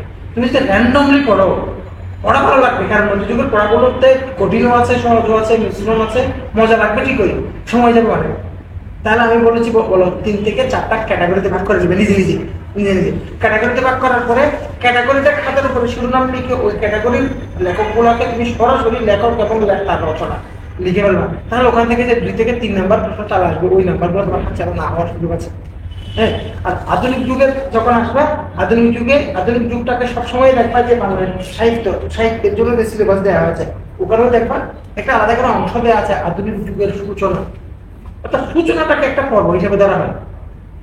সূচনাটাকে ফুড উইলিয়াম কলেজের প্রতিষ্ঠা, গদ্যের বিকাশ, প্রথম উপন্যাস, প্রথম নাটক রচনা, কথা বলছো কিনা, তারপরে যে মাইকেল মধুসূদন সৃষ্টিকর্মগুলা, অর্থাৎ 1853 সালে ভদ্রার্জুন আসছে, 1858 সালে আলাদা দোলার আসছে, 1858 সালে কৃষ্ণকুমারী নাটক আসছে, 1860 সালে তার বড় প্রকাশিত হয়েছে, 1861 সালে এভাবে পদ্মাবতী নাটক থেকে শুরু করে তখনই বঙ্কিমচন্দ্রের দুর্গেশনন্দিনী চলে আসছে। মানে অর্থাৎ তুমি 1800 সালের শুরুর দিকের ঘটনা, বিদ্যাসাগরের কিছু রচনা, এবং 1850 থেকে 1900 সাল এই সময়ের টুকটাক ঘটনাগুলা, এগুলো বাংলা গদ্যের বিকাশের ওখানে কিন্তু ঘটনা চরম ঘটছে। ওখানে তুমি দেখবা, এই যে এখানে আমি ইয়ার নাম লিখে নেই, মীর মশাররফ হোসেনের নাম লিখে নেই, তাহলে মীর মশাররফ হোসেন কিন্তু ওখানে কিন্তু একটা হিন্দু মুসলিম বিরোধ এবং পার্থক্যের ব্যাপারও ছিল, ঠিক না? বঙ্কিমচন্দ্র এভাবে মানে দুর্গেশ নন্দিনী লিখছে, ওইদিকে রায়নন্দিনী লিখছে না, এবং উনি বঙ্কিমের বিরোধী দাঁড়াইছে ওরকম না, কিন্তু একজন এক ধারার মতাদর্শ তুলে ধরছে, আরেকজন আরেক ধারার মতাদর্শ তুলে ধরছে, তো মীর মশারফ কিন্তু আবার লেফট হিসাবে কোনো ধরনের কোনো দিকে দুর্বল ছিল না, টক্কর দেওয়ার মতো। মেসির সাথে রোনালদো ছিল, কথা বুঝো নাই? মানে তার বিষাদ সিন্ধু শুধুমাত্র ধর্মীয় কল্পকাহিনী তুলে আনছে, এই জন্য ধর্মীয় আবহাওয়াতে উপন্যাস হিসাবে পরিচিত হয়েছে, ব্যাপারটা তেমন না। বিষাদ সিন্ধুর সাহিত্যমান, তার উপস্থাপন শৈলীর যে বাহাদুরি, বাংলা সাহিত্যের জন্য অহংকার, অহংকার, তার শব্দ চয়ন, তার উপস্থাপনার ঢং, তার কল্পনা, এই বিষয়গুলোতে সাহিত্য মূল্য ওসাম লেভেলের। এই ব্যাপারগুলো সম্পর্কে তুমি একটু ভেবে ফেললে না, তাহলে মীর মশারফ এবং সে কি কোন চিন্তা, এই ব্যাপারগুলো সহজে তুমি মনে রাখতে পারবে। তুমি তো শুধু এমসিকিউ মুখস্থ করো, এমসিকিউ তোমাকে প্র্যাকটিস করতে বলছে, আমি মুখস্থ করতে বলে নাই, ডেইলি প্রশ্নগুলো দেখতে বলছে। আমি কি বলছি প্রশ্নটা মুখস্থ করো? মেয়েরা বেশি করে পদ্মাবতী আলাউল পদ্মাবতী লিখছে, এটাকে এভাবে পড়ে আলাউল কি কি লিখেছে, আলাউল ওই জায়গার কবি ছিল, এভাবে লিখেছে। এই যে ভাবে সাহিত্য পড়ার একটা ঢং আছে, তুমি পড়ার সময় কিভাবে চিন্তাটা করবা, ওই কথাগুলোই আমি বলছি। মীর মশারফ নিয়ে কথাটা কেন বললাম, এই যে আমি কিভাবে মনে রাখছি, 1858 সালটা আমি সেন্টার করছি, তার আগে ভদ্রার্জুনকে নিয়ে গেছি, বঙ্কিমচন্দ্র একটা রাজমোহন সোহাই উপন্যাস লিখছিল ইংলিশে, এই ঘটনাও তার আগে। ভদ্রার্জুন নাটকটাও 53 সালের দিকের ঘটনা, কিন্তু 58 সালকে কেন্দ্র করে এই আলাদাগড়ের দুলাল এবং এর পর থেকে এই ঘটনাগুলো এই যে মনে রাখার জন্য কিছু উপলক্ষ তৈরি করে নেওয়া নিজের মতো করে, তাহলে তুমি ইজিলি মনে রাখতে পারবে। তারপরে হচ্ছে এরপরে যখন একটা আধুনিকতা চলে আসছে, আধুনিকতা, বাংলা আধুনিকতায় শুধু গদ্য না, তো এখানে গীতি কবিতাও বিষয় আছে। বাংলা আধুনিকতার মানে যদিও বাংলা গদ্যকে কেন্দ্র করে ফোর্ট উইলিয়াম কলেজকে প্রতিষ্ঠা এবং ওখানে বাংলা বিভাগ প্রতিষ্ঠা, এই ঘটনাটাকে কেন্দ্র করে বাংলার আধুনিক যুগের সূচনার দিকে, সামনের দিকে এগিয়ে যাওয়ার কথা বলা হয়। এখানে কিন্তু বাংলা গীতি কবিতায় কিন্তু বাংলা সাহিত্য অনেক বেশি সমৃদ্ধ। এর মধ্যে বিহারীলালকে বুড়ের পাখি বলছে না, কেন বুড়ের পাখি বলছে? বাংলা সাহিত্যের গীতি কবিতার যে জগৎ, এই জগতের ঘুরে কিনে এসে ঘুরিয়ে গান গেছে, ঠিক না? এই যে কথা, তাহলে রবীন্দ্রনাথের আগেই পাইওনিয়ার ছিল কে? বিহারীলাল। এবং এই গীতি কবিতার জগৎটাকে একেবারে ইন্টারন্যাশনাল, আন্তর্জাতিক মানের একেবারে চিরন্তন বড় জায়গায় নিয়ে গেছে রবীন্দ্রনাথ নিজে, ঠিক না? তারপর রবীন্দ্রনাথের সাথে নজরুলের দেখা, একজন আরেকজনকে দেখছে, জসিমউদ্দিনকেও দেখছে, মাইকেল মধুসূদন দত্ত ওই সময় বয়সের মানুষ ছিল। তাহলে এই যে মেঘা শিকার হলো, তাহলে একজনের সাথে একটা রিলেটিভ বিষয়গুলো, একজনের সাথে একজন সম্পর্ক, কার কি অবস্থা, কার কি দৃষ্টিভঙ্গি, এই ব্যাপারগুলো যখন জানবা, তুমি ইংরেজি তোমার জিনিসগুলো মনে থাকবে। ইংরেজি সাহিত্যের লিটারেচারের প্রশ্নগুলো মনে থাকে না কেন? কারণ তার সম্পর্কে তাকে তুমি চিনোই না। অপরিচিত মানুষের চেহারা যেমন ভুলে যাবো, হ্যাঁ, তার ইয়াও ভুলে যাবো না, তার সৃষ্টিকর্ম ভুলে যাবো, কিন্তু বাংলা সাহিত্য এই জন্য পরিচিত করে নেওয়া, তার সম্পর্কে যত জানবো তত পরিচিত হবে, জিনিসগুলো মনে থাকবে। সাহিত্য যেন তোমার না ভোগায়, এক কথায় তোমাকে একটা ব্রিফ দিলাম, ওটা হচ্ছে ইন্টারমিডিয়েট সিলেবাসের রাইটারগুলোর উপরে কি দিব, গুরুত্ব দিবে। বুঝতে পারছি? আচ্ছা, কিন্তু বেশিরভাগ প্রার্থী কি করে, একটা চার্ট আছে না, প্রথম উপন্যাস কোনটা, প্রথম নাটক কোনটা, এই যে চার্ট করা, এই তুমি ভুলে যাচ্ছ। তুমি ব্যাপারটাকে হিস্ট্রিক্যালি ওই যে লাল যেভাবে একটা ঐতিহাসিক ভাবে একটা ঘটনার মতো করে পরম্পরা করে দেওয়া আছে, তখন তুমি ইজিলি মনে থাকবে। কথা বুঝছো কিনা? এই যে পত্রিকা থেকে একটা প্রশ্ন আসে, ব্যাকরণিক গ্রন্থ থেকে একটা প্রশ্ন আসে, শুরুর দিকে ব্যাকরণের ঘটনাটা কিভাবে বিকাশ হয়েছে, বাংলা ডিকশনারি রচনার, এই যে কথাগুলো বলছে, এগুলো কমন চলে আসবে। পত্রিকার একটা ভূমিকা ছিল সাহিত্য বিকাশের জন্য, ফোর্ট উইলিয়াম কলেজের একটা ভূমিকা ছিল, গীতি কবিতাও ভূমিকা রাখছে আধুনিকতার বিকাশের দিকে। তাহলে এখানে বাংলা ডিকশনারি রচনা, বাংলা ব্যাকরণ রচনা, বাংলা পত্রিকা এবং বাংলা উপন্যাস, এই যে শুরুর দিকের ঘটনাগুলো আসলেই ইনফ্লুয়েন্সিয়াল, আসলেই মনে রাখার দরকার। একটা বাঙালি হিসেবে আমার ভাষায়, এই ভাষায় কথা বলি, এই ভাষার সাহিত্যের সূচনা লগ্নের ঘটনাগুলো আমি জানি না, এটা কিভাবে সচেতন মানুষ হবো, ফার্স্ট ক্লাস একটা গেজেটেড কর্মকর্তা হবো না, এই বেসিকগুলো মিনিমাম শিক্ষিত মানুষ হিসেবে থাকা দরকার। এই জন্যই এগুলো প্রশ্নে আসে, এবং শিখার জন্য জিনিসগুলো আমি হিস্ট্রিকে বেস রাখবো, তাহলে যদি মনে থাকবে। টেবলকে নয়, চার্টকে নয়, কৌশলকে নয়। অনেকে ছন্দ দেয়, গান দেয়, তুমি ছন্দ মনে রাখবা, ছন্দই তো মনে থাকবে না তুমি, আর কয়টা ছন্দ মনে রাখবা, কোন সূত্রের সাথে কানেক্ট করবা, ওইভাবে না। ইতিহাসের সাথে, সময়ের সাথে কানেক্ট করে জিনিসগুলো মনে রাখো, ইজিলি তোমার মনে থাকবে। তোমার চোখে যেন ভাসে, তোমার চোখে যেন একেবারে 600-950 থেকে শুরু করে চর্যাপদ এভাবে করছে, তারপরে লক্ষণ সংখ্যা পরাজিত করে ইখতিয়ারউদ্দিন মোহাম্মদ বখতিয়ার খলজি আসছে 1204 সালে, এই জন্য 1200 সাল থেকে মধ্যযুগের সূচনা আসছে। তাহলে 1200 সাল থেকে 1800 সাল পুরো সময়টা মুসলিমরা শাসন করছে, এবং তাদের শাসন অবস্থায় এরা মুসলমান শাসক হয়েও এরা বিভিন্ন সাহিত্যের ক্ষেত্রে এরা উদারতার পরিচয় দিয়েছে। এই জন্য মোগল কাব্য, মহাকাব্যের মতো বড় বড় সাহিত্যগুলো এদের অবদান আছে, ঠিক না? এই ব্যাপারগুলো ঐতিহাসিক ভাবে জানা, তাহলে তোমার মনে থাকবে। তো বুঝতে পারছি না? এখন যদি তুমি যদি এই কুরেশি মাগুন ঠাকুর কোন ফৈনি, সে কোথায় ছিল, কোন লেভেলে, কোন ধরনের লেখক ছিল, সে আলাউলের যে পৃষ্ঠপোষক ছিল বা কিভাবে ছিল, এই ব্যাপারগুলো হিস্ট্রিক্যালি জিনিসটা যদি যত জানবো তত মনে থাকে। এই কথাগুলো আউডানোর যেন উদ্দেশ্যটা ছিল তোমার মনে রাখার কিছু উপলক্ষ তৈরি করে দেওয়া, জিনিসগুলোকে ভুলভাবে না শিখে সহজভাবে সহজে শিখা। এ হচ্ছে সাহিত্য। তাহলে ব্যাকরণ নিয়ে কথা কম বলছি কেন বলতো? আমার স্যার নিজে আছেন এবং আসলে ওই লেভেলের স্যার বাংলাদেশে যারা পড়ায় এই টাইপের, এখানে সত্যিকার অর্থেই নেই, যোগ্যতা, বিচার, পজিশন সব কিছুর বিচারে ওনার লেভেলের একটা মানুষকে আমরা তোমাদের জন্য অ্যারেঞ্জ করে দিতে পেরেছি, এটা আমাদের সার্থকতা। এরপরে তোমার ইংরেজি লিটারেচার আলাদা করে করার দরকার নেই, জাস্ট আমি শেষ দিকে যেন তুমি আমার ক্লাসের কথা তোমার চোখের কানে কমপ্লিট হয়। ক্লাসের কথাই পরীক্ষার হলে, কারণ 48-এ তাহলে স্যার এখানে তো 35 নম্বরের ইংলিশ আসবে না, এখানে তো ইংলিশ আসবে 20 নম্বরের, এখানে কি লিটারেচার আসবে? 48-এ কয়টা আসছে বলো? 5টা। Almost previous question, almost John Milton থেকে প্রশ্ন আসছে, তারপরে হচ্ছে থেকে, অর্থাৎ যেগুলো প্রশ্ন আসছে সবগুলোই বিগত বছরের প্রশ্ন। তাহলে এখানে 2টা কাজ, তোমরা যদি আমার ওই 2টা আবার 3টা ক্লাস, বেশি ক্লাস নিব না, বেশি ক্লাস নিলে পরিধি বড় হয়ে যাবে। এখানে তো আমি এই একেবারে ধরে স্লাইড দিয়ে পড়াবো, যেন কম সময়ে অনেক তথ্য দেওয়া যায়, কি লিখে সময় নেই পড়াবো। আমার ক্লাসগুলো পরে সহজে তোমার ওই যে ইংরেজিটা মনে থাকার জন্য তুমি আগে প্রিভিয়াস গুলো পড়ে ফেলতে পারো, পিরিয়ড গুলো তুমি মনে রাখতে পারো। আর পিরিয়ড যদি তাও যদি সহজে মনে না রাখতে পারো, ইউটিউবে, ফেসবুকে, বিভিন্ন জায়গায় আমার ওই লেকচার 1 সবসময় পাবলিক করা থাকে, ওটা দেখে দিতে পারো। যারা করো নাই আর কি, যারা করে তারা মনে আছে, বুঝতে পারছি। তাহলে আমি চেষ্টা করবো কয়টা ক্লাসে একেবারে গুছিয়ে দিতে। 2টা ক্লাস আবারও বলো কেন? এখন লিটারেচারের মার্কস এখানে যে 5টা আসবে তার কোনো গ্যারান্টি আছে? এমন হতে হতে পারে লিটারেচারের প্রশ্ন একটাও আসেনি। তা আমি তোমাকে যদি বলি লিটারেচারের পুরো লেকচার শিট নিয়ে এটা নিয়ে মুখস্থ করতে থাকো, টাইম ওয়েস্ট হবে না? বুদ্ধিদীপ্ত কাজ করতে হবে। তাহলে 4-5 নাম্বার আসলে তোমাকে আমি আগে থেকেই বলি তুমি প্রিভিয়াস গুলো আগে দেখে ফেলো, তারপরে এক্সিডেন্ট না করার জন্য আমার 2টা ক্লাস আলহামদুলিল্লাহ ক্লিয়ার হয়ে যাবে। লিটারেচার গেল, এবার আসো এই বাকি অংশের মধ্যে অবশ্যই এখানে কয়টা পার্ট, একটা গ্রামার আর একটা কি ভোকাবুলারির ক্ষেত্রে বিসিএস এ কঠিন ভোকাবুলারি কখনো আসে নাই, ভবিষ্যতেও আসবে না। বুঝতে পারছি কিনা? এটা এর পেছনে কারণটা কি? এখানে তোমাদেরকে আমি একটা বড় সম্পদ দিব, ওটা হচ্ছে আমরা একটা শীট দিব, পুরান শীটটাই ওইটাই পড়বো। ওই শীটের মধ্যে প্রথমেই 2টা পৃষ্ঠা আছে, একটা শীট দিব ভোকাবুলারির। এটা আমার কাছে মেইলেও থাকবে, একবারে পিডিএফ দিলেও তোমরা ওখান থেকে পড়ে নিবা, হয়ে যাবে। একেবারে প্রিন্ট করার জন্য অপেক্ষা করে যদি নাও করতে পারো।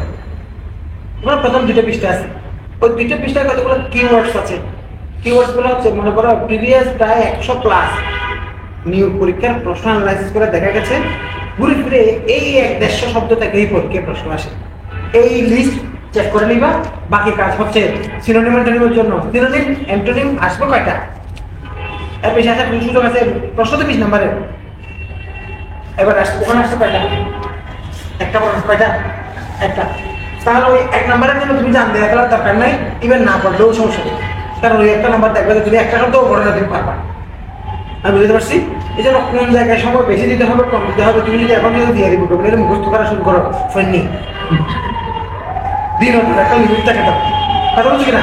তাহলে বলো সিনোনিম অ্যান্টোনিমের মতো রিস্ক না নিয়ে আমরা কি করতে পারি? এটাকে অ্যাভয়েড করে ফেলতে পারি। 1 নাম্বারটা আমরা লটারিতে ছেড়ে দিতে পারি, কারণ সিনোনিম অ্যান্টোনিম যদি তুমি প্রিভিয়াস প্রশ্নও পড়তে চাও, যে কোনো বইতে, যেমন আমার একটা ক্যাটালগ বই আছে, ওই বইতে কমপক্ষে 1500 প্রিভিয়াস কোশ্চেন আছে না? তো 1500টা প্রশ্ন পড়তে একটা যদি 1 মিনিট লাগে, 1500 মিনিটে কয় ঘন্টা হয়? কতক্ষণ সময় যাচ্ছে 1 নাম্বারের জন্য? ফোনের নাম্বার ওটা তো আমি না পড়েও পেয়ে দিতে পারি, বুঝতে পারছি না?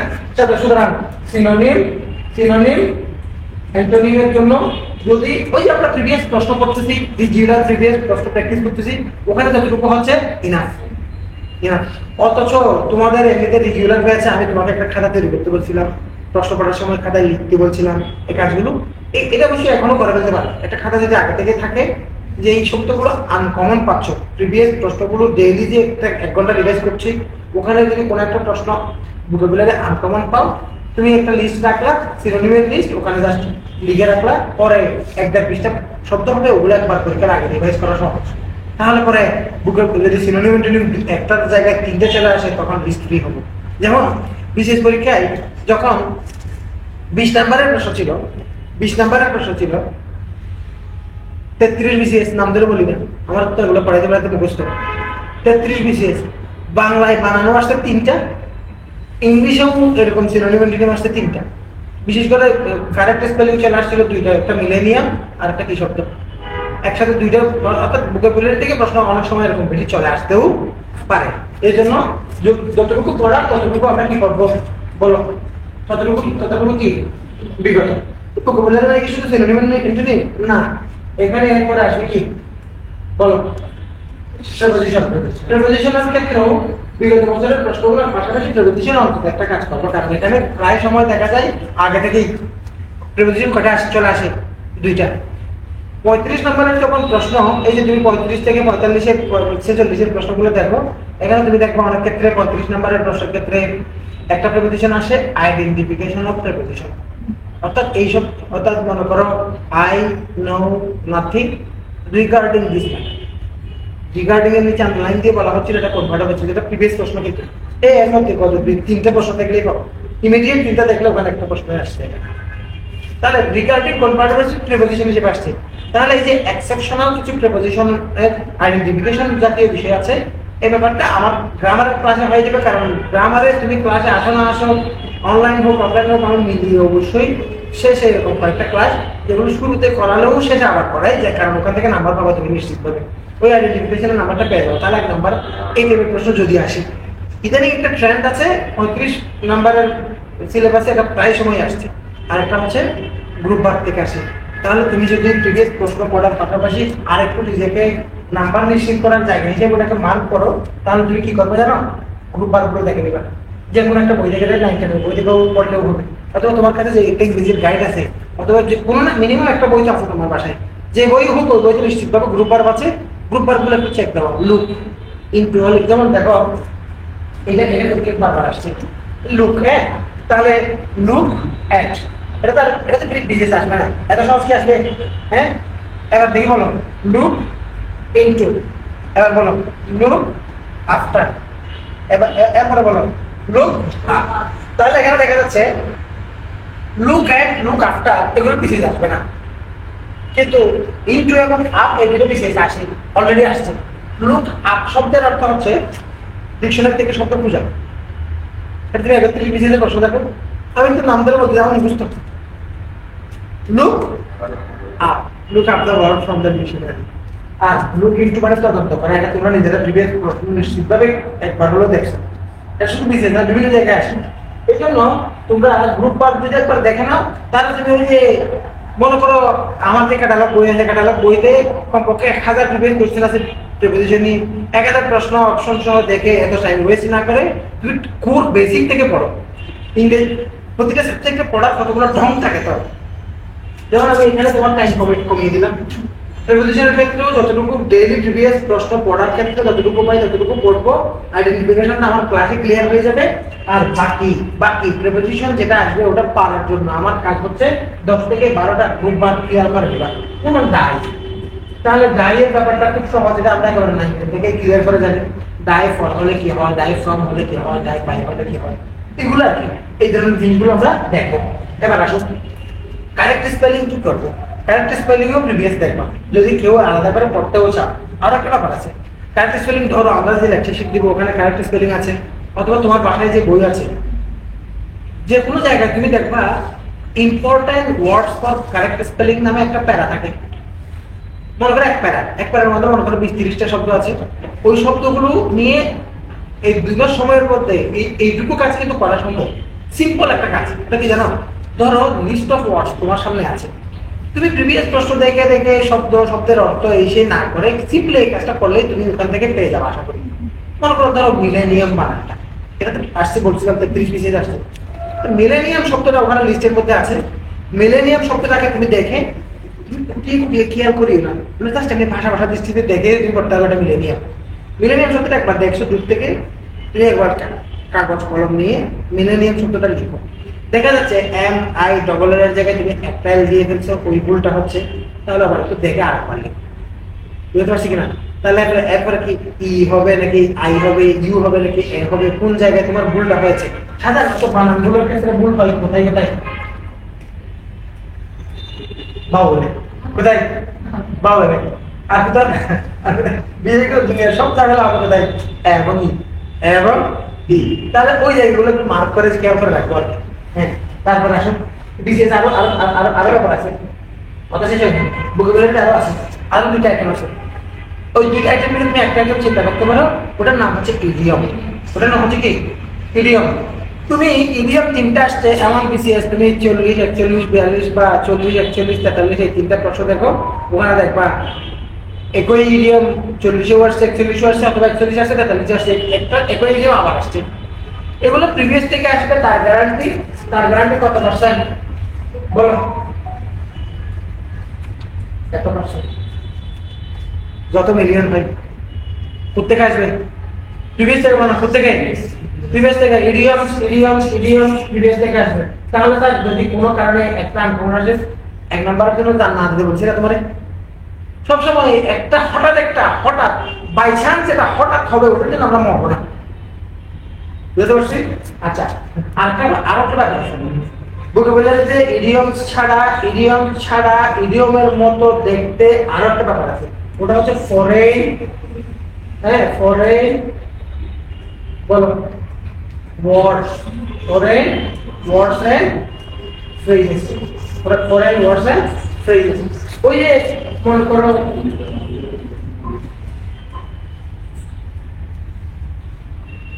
আমরা লিখি না etcetera আমরা লিখি না ad hoc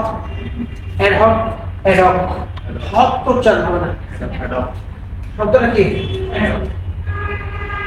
হ্যাঁ তাহলে এই যে etcetera ফুল ডেসেট এটার অর্থ হচ্ছে ব্যাড এন্ড কানাগলি কত বুঝছো এই ধরনের কতগুলো ফরেন ওয়ার্ডস এন্ড ফ্রেজেস আছে তোমাদের হাতে যদি কোনো ডাইজেস্ট থাকে অথবা কোনো ইংলিশের গাইড থাকে ওই গাইডের প্রিভিয়াস প্রশ্নগুলোতে সাঁতার না কেটে তুমি ওই গাইডের এক পৃষ্ঠা শব্দ ওগুলো দেখে নিলে হবে যেমন ইউরেকা মানে কি এটা একটা জার্মান ওয়ার্ড এটার অর্থ হচ্ছে বিজয় ভিক্টোরি ইউরেকা মানে ভিক্টোরি আবার ইউরেকা শব্দের অর্থ হচ্ছে ভার্জিন এটা যে অর্থ তাহলে এরকম বিদেশি কিছু শব্দ যেগুলো অন্য ভাষার শব্দ ইংরেজিতে প্রচলিত এরকম শব্দগুলো বিসিএস আসার প্রবণতা অনেক বেশি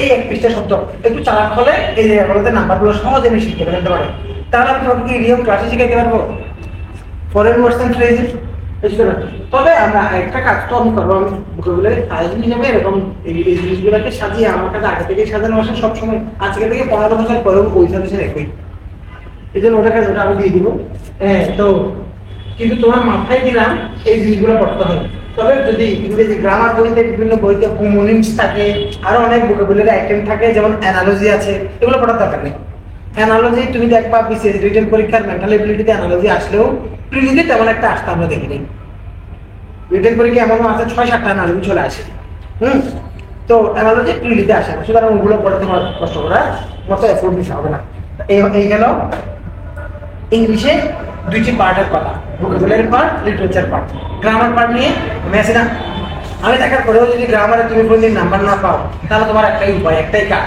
ওটা হচ্ছে বাজার থেকে কি কিনতে হবে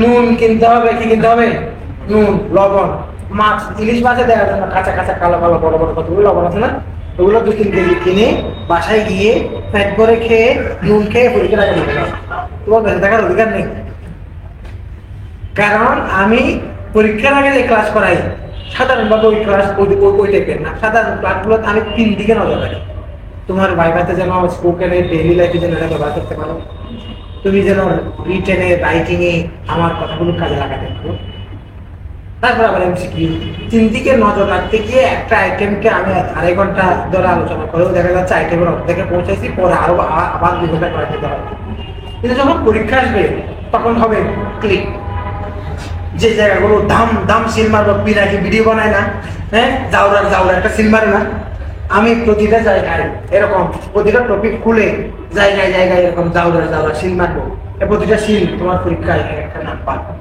ইনশাআল্লাহ কথা গ্যারান্টি আছে বুঝতে পারছি হ্যাঁ তাহলে ইংলিশ নিয়ে নো টেনশন সাধারণ জ্ঞান নিয়ে তোমাকে একটু সচেতন হতে হবে সব সময়ে আমরা স্টুডেন্টদেরকে পরামর্শ দেওয়ার সময় বিশেষ মানে সাধারণ জ্ঞান নয় বিসিএস মানে ম্যাথ সায়েন্স, বিসিএস মানে ম্যাথ সায়েন্স ইংলিশ, বিসিএস মানে ম্যাথ সায়েন্স ইংলিশ, এভাবে ফোকাস করি। সবাই বলে যারাই ভালো পরামর্শদাতা, যারা মোটামুটি অভিজ্ঞতা আছে, ক্যাডার না হোক, ক্যাডার না হলে কি একজন ভালো পরামর্শ দিতে পারে না? ক্যাডার না হলেও কি একজন একটা সাবজেক্টে অনেক এক্সপার্ট হতে পারে না? এই জন্য ক্যাডার হলে আমার কোনো কথা নেই। যারাই ভালো পরামর্শ দেয় সবাই বলে বিসিএস মানে সাধারণ জ্ঞান নয়, বিসিএস মানে ম্যাথ সায়েন্স ইংলিশের খেলা, এরাই ঠিক এই জন্য ইঞ্জিনিয়াররা, ডাক্তাররা দেখা যাচ্ছে ফরেন খেলা ভালো খেলা পাচ্ছে, এই কথাগুলো। কিন্তু স্পেশাল বিসিএস এই কথা কি খাটবে? এই কথা মেজাজে ঢুকাও, মনে ঢুকাও, মাথায় ঢুকাও। এই বিসিএসটা হচ্ছে সাধারণ জ্ঞানের খেলা। কয় নাম্বারের পরীক্ষা? 40 নাম্বার। এখানে নাম্বার ফ্লাকচুয়েট হয়ে তোমার জীবন এক্সপার্ট থেকে উস্পার হবে। কি হোয়াট টু ডু?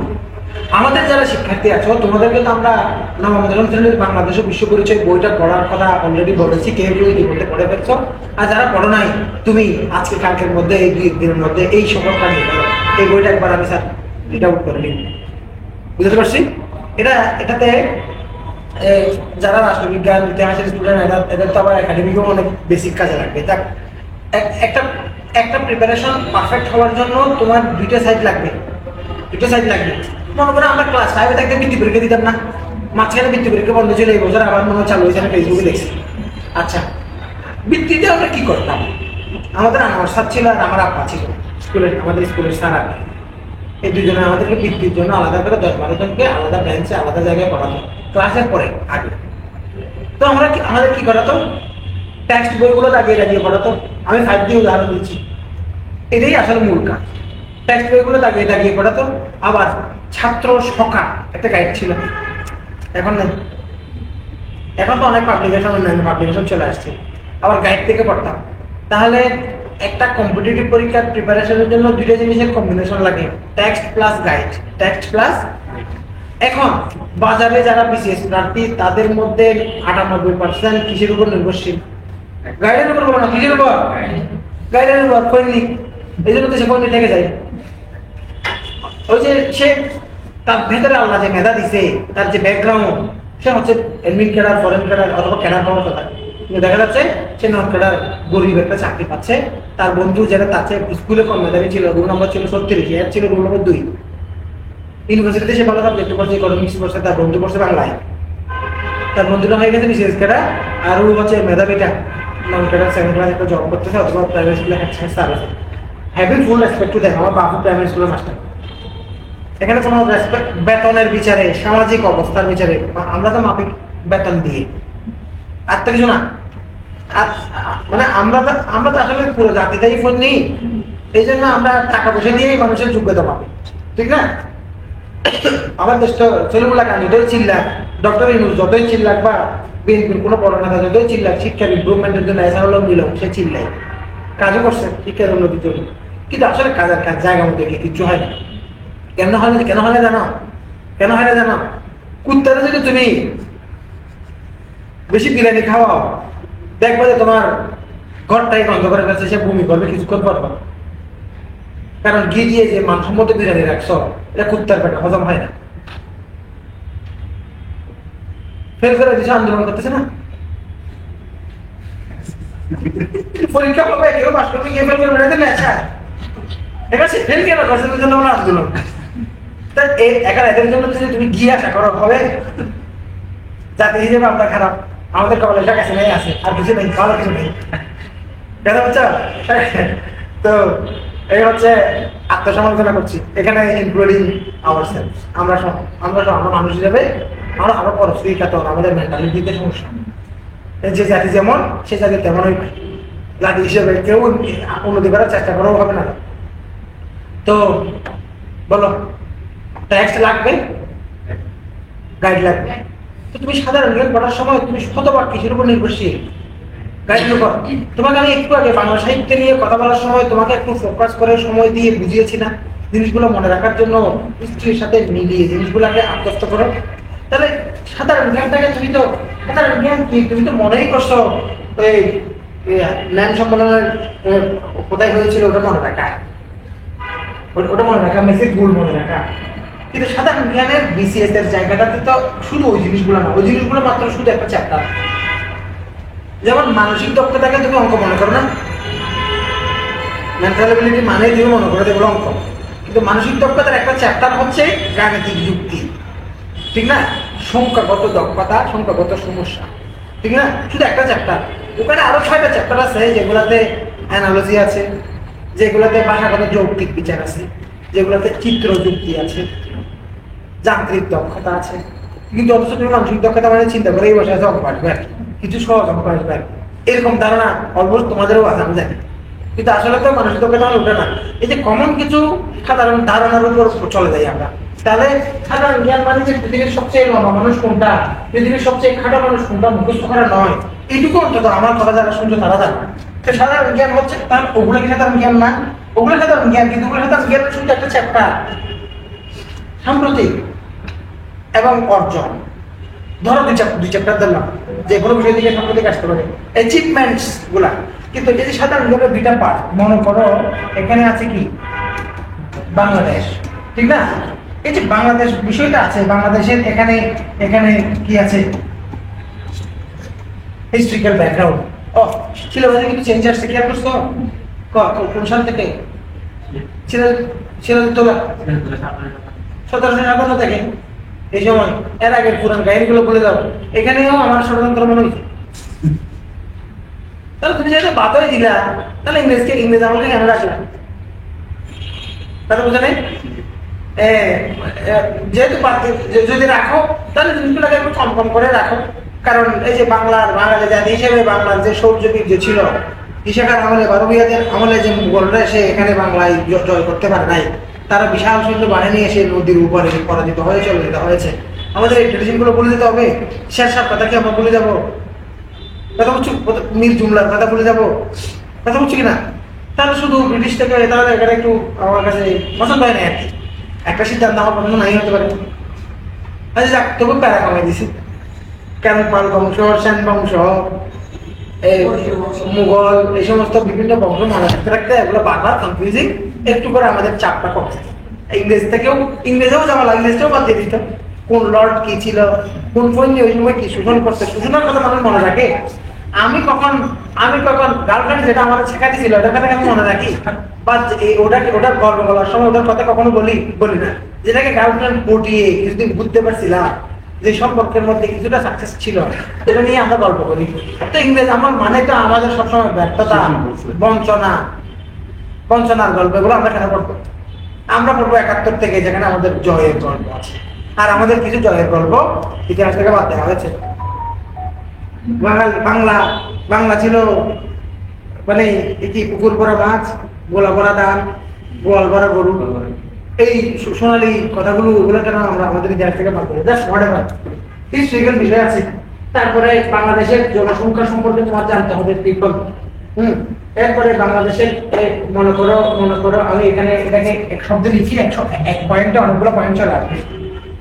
এই শব্দটা এরকম, আমি লিখলাম কান্ট্রি স্ট্রাকচার। রাষ্ট্র কাঠামোর মধ্যে বাংলাদেশের ভূতাত্ত্বিক পরিচয়, এটাও রাষ্ট্র কাঠামোর একটা অংশ। তারপরে রাষ্ট্র পরিচালনাটাও রাষ্ট্র কাঠামোর অংশ।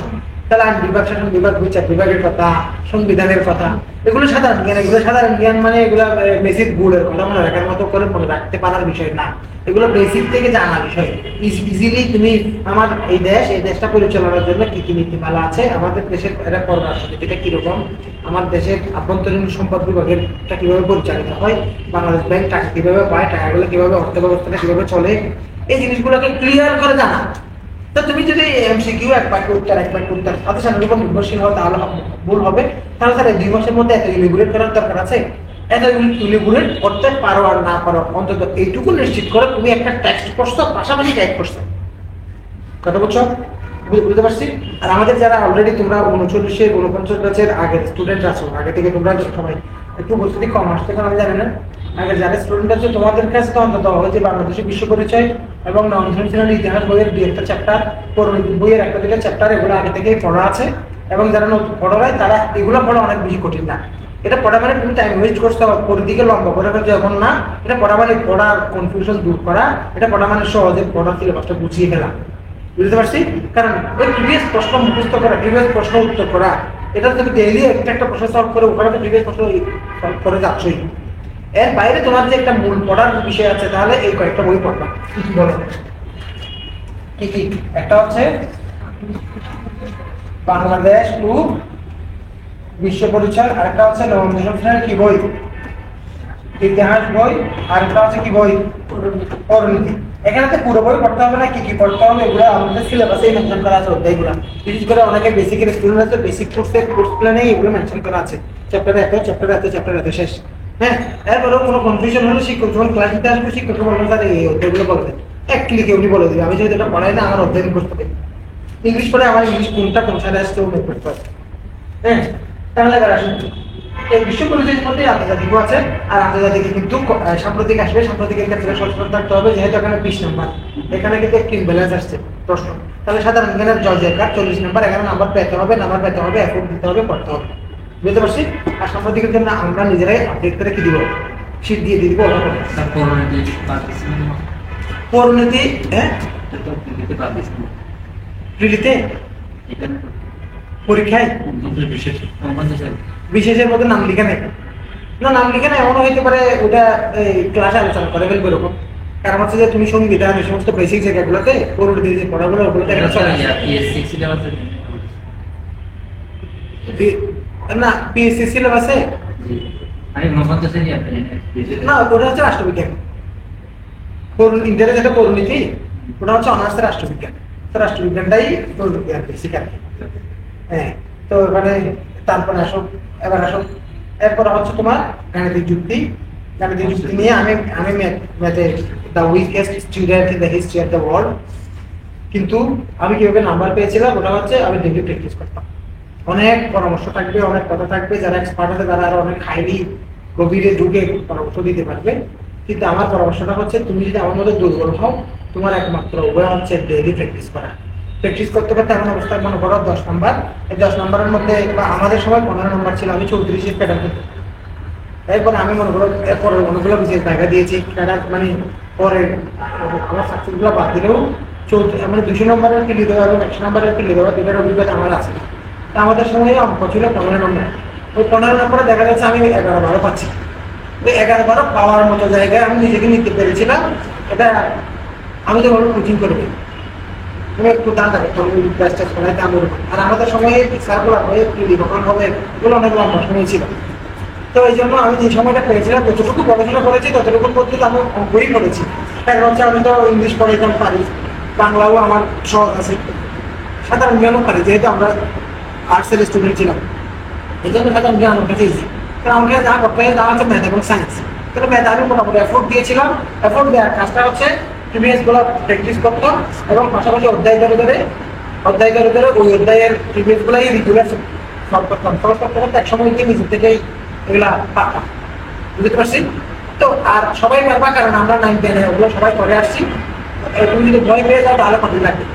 তো আমরা যেহেতু 10 কোনো একটা চ্যাপ্টার যদি অনেক বেশি কঠিন থাকে ওগুলো অ্যাভয়েড করে আমরা থাকাবো। তবে চেষ্টা করবো ম্যাথে 10 আউট অফ 10 রাখতে। আর মেন্টালিটির ক্ষেত্রে একটাই পরামর্শ, প্রিলি এবং রিটেন দুইটা প্রিভিয়াস প্রশ্নগুলো পড়বা। প্রিলি এবং রিটেন দুইটা প্রিভিয়াস প্রশ্নগুলো পড়বা, মেন্টালিটি প্রিপারেশন শেষ। কোনো ক্লাসও করতে হবে না, কোথায় ক্লাস নেবো ওই ক্লাস না, সমস্যা। বলো কি বলছি? বলছি না শুনতে হবে না, ঘুমাতে আপনার সময় নেই। বলো আমরা মেন্টাল এবিলিটিতে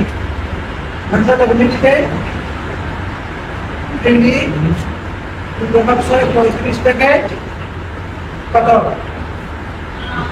46 রিটার্ন মনে করো। আচ্ছা এটাও 35 থেকে দিলাম, 35 থেকে 46, কারণ 46 কয়েকদিনের মধ্যে রিটার্নের প্রশ্ন পেয়ে যাবা।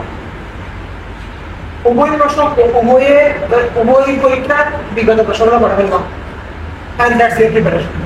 আমি বুঝতে পারছি।